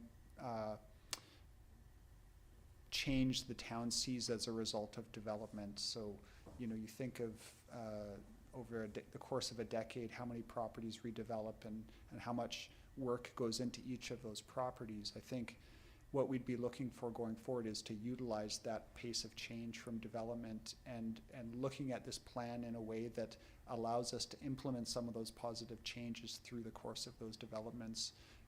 If a property needs to be raised by 1.2 meters, for example, to protect against flood hazard, that's relatively doable on a single piece of property. And as the decades pass over time, we're going to be able to make meaningful change by staying consistent with that approach. What's less feasible and more challenging is, the town coming up with $20 million to do some huge shoreline. That's unlikely to happen, and so we're going to be looking at how we can utilize the processes that are already ongoing and make things happen that help mitigate against these risks in a way that is achievable from all perspectives. Yeah, thank you. In another question, just in regards to the scope, consultant pointed out that this particular report, this study, didn't look at things like other factors like stormwater or creeks overflowing. And so I'm wondering, when we look at this scope for this proposed hazard mitigation and adaptation plan, knowing that those are kind of factors around Sydney that might, along with other factors, create issues, would we be looking at those things as well in terms of the overall hazard mitigation and adaptation? I think this is similar to Councillor Garnett's question earlier, yeah. Again, it goes back to project scope. Okay. Looking at those things is definitely possible, probably costs more money and takes more time, but it's, yeah, definitely something we could look at. And one more, just in regards to the financial aspect. Is it something that could be parceled out in phases? So if, for example, there was concern about having a big chunk of money in the upcoming budget and we weren't sure what funding might look like, could such a plan be phased in kind of smaller chunks so that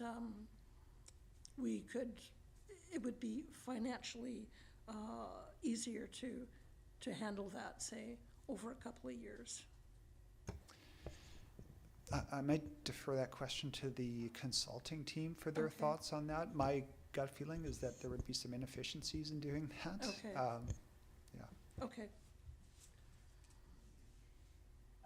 Yeah, just to piggyback on that point, there's many ways to skin a cat, and we could break up the scope into various work packages. You could do some of the background analysis first and take a break, and then kind of do the engagement and consultation with members of the public and more departments within the town as needed, and then take a break, and then do more analysis in terms of implementation measures or protection measures or adaptation measures. So you could break it up into as many facets or work packages as you want, but as was said there's probably like inefficiencies associated with that in terms of taking a break and then refamiliarizing yourself, etc.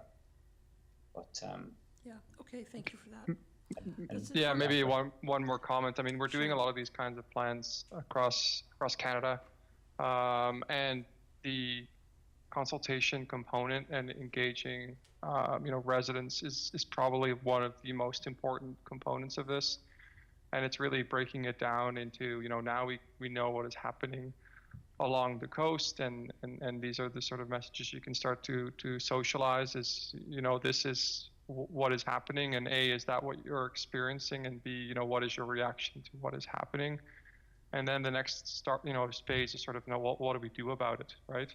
And the what do we do about it question, shouldn't come top down. It should really be bottom up in terms of having community members involved in that discussion, and what is their vision for their community, what is their vision for what the shoreline should look like, not just today but into the future. And that, what do we do about it turns into almost an ownership sort of lens down the road, where having that sort of involvement and engagement turns into a dialogue and a discussion where people feel ownership over the adaptation plan.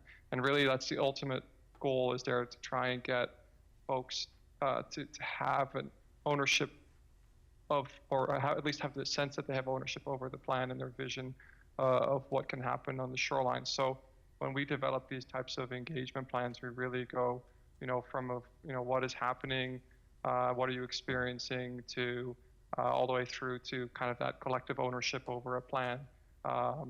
And that process is lengthy, and it's really important to get it right, because you can come up with 100 different ways to treat the shoreline and to come up with adaptation strategies, but if you're not going to have the general sort of support or from the community, it becomes very, very difficult to implement these ideas. Okay, thank you for that. Well, thank you to consultants and staff for questions. I don't see any more questions? Oh, sorry, Mayor McNeil-Smith. Thank you. A question through to staff with regards to the two grant applications that are indicated in the report, and there are recommendations to support. Are we aware if those grant applications are for a certain percentage of the projects? And Yeah, through the chair to Mayor McNeil-Smith. Information on one of the grant programs is already available, the other not yet. The one that is available is a 70% grant funded amount, 30% town funded amount. thank you. Okay. If there's no other questions, there are some recommendations for consideration. Colby, yeah. Councillor Novak? I'm happy to read in the recommendations. Okay. I move that, I guess you want it in 3 parts, correct? Not all one? You can read them all at once, I think. Okay. Unless there's anybody who wants to separate them, but I think go for all 3. Right.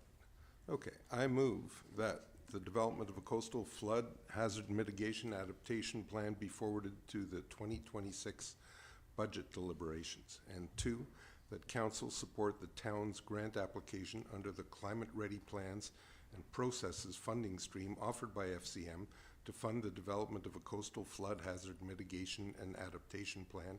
And 3, that council support the town's grant application under the Foundations of Disaster Risk Reduction funding stream offered by UBCM to fund the development of a coastal flood hazard mitigation and adaptation plan. Seconder? Second. All right, we've had quite a bit of discussion. Any other further There's discussion? not a lot I can add. I'm certainly prepared to go with staff's recommendation on this. Yes, Mayor McNeil-Smith? Thank you, Chair. And there's one challenge I have, and I'm not sure if it will affect my vote or a request to separate. But by moving the first recommendation that it be forwarded to a budget deliberations, that is in effect so we can hear what amount staff will bring forward in the budget. We've just heard through a previous question I asked that one of the known grant applications is a 70-30. So if we approve moving forward on a grant application and moving forward with mitigation, we're in essence committing ourselves to something in the budget already. So a question through to staff is appreciating that these grant applications are in the spring and that our budget deliberations are not concluding, estimated to be approximately the beginning of March the 3rd. If we were to forward all of this to budget deliberations, does that not leave enough time for staff to begin applying for the grants? I believe it would. I think the grant deadlines would be after March. Although I don't have those dates in front of me right now, so I'm not 100% sure about that. But yeah, if there is, if council decides not to fund a project in the budget, we may prepare the grant application, but we wouldn't apply if the town has no funding on our side. So, Chair, having heard that, my preference would be to separate the questions, and if I can speak to I'm supportive of the development of a mitigation adaptation before to budget deliberations from the information that has come forward to previous councils on this, and then with this new information that is very helpful in helping us move forward. I want to see us move forward on this, but there is a budget implication to this. It sounds like staff will have more detail about the second grant application, and that will put in perspective during budget discussions as to what we're possibly looking at council approving in terms of the town's contribution or potential contribution to these grants. So it does. I don't think it hinders us by approving the first recommendation today, and just letting it go forward, and then considering the grant applications at that time. So I mean, okay. I don't think we need a seconder to separate. So you've asked that we vote on them separately. So I will call first on the first recommendation. If there's any further discussion on that as to pro or con?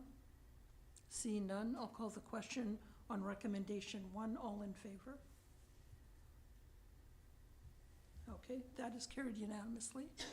Yes? I would move that recommendations 2 or 3 be forwarded to budget deliberations. Is there a seconder for that? Second. I think I've motivated in my request to separate and speak to the overall motion. Councillor Duck? Yeah, I'd just add if staff could give some consideration when this comes back to council, just to, if they could give us an update on any grant information they have.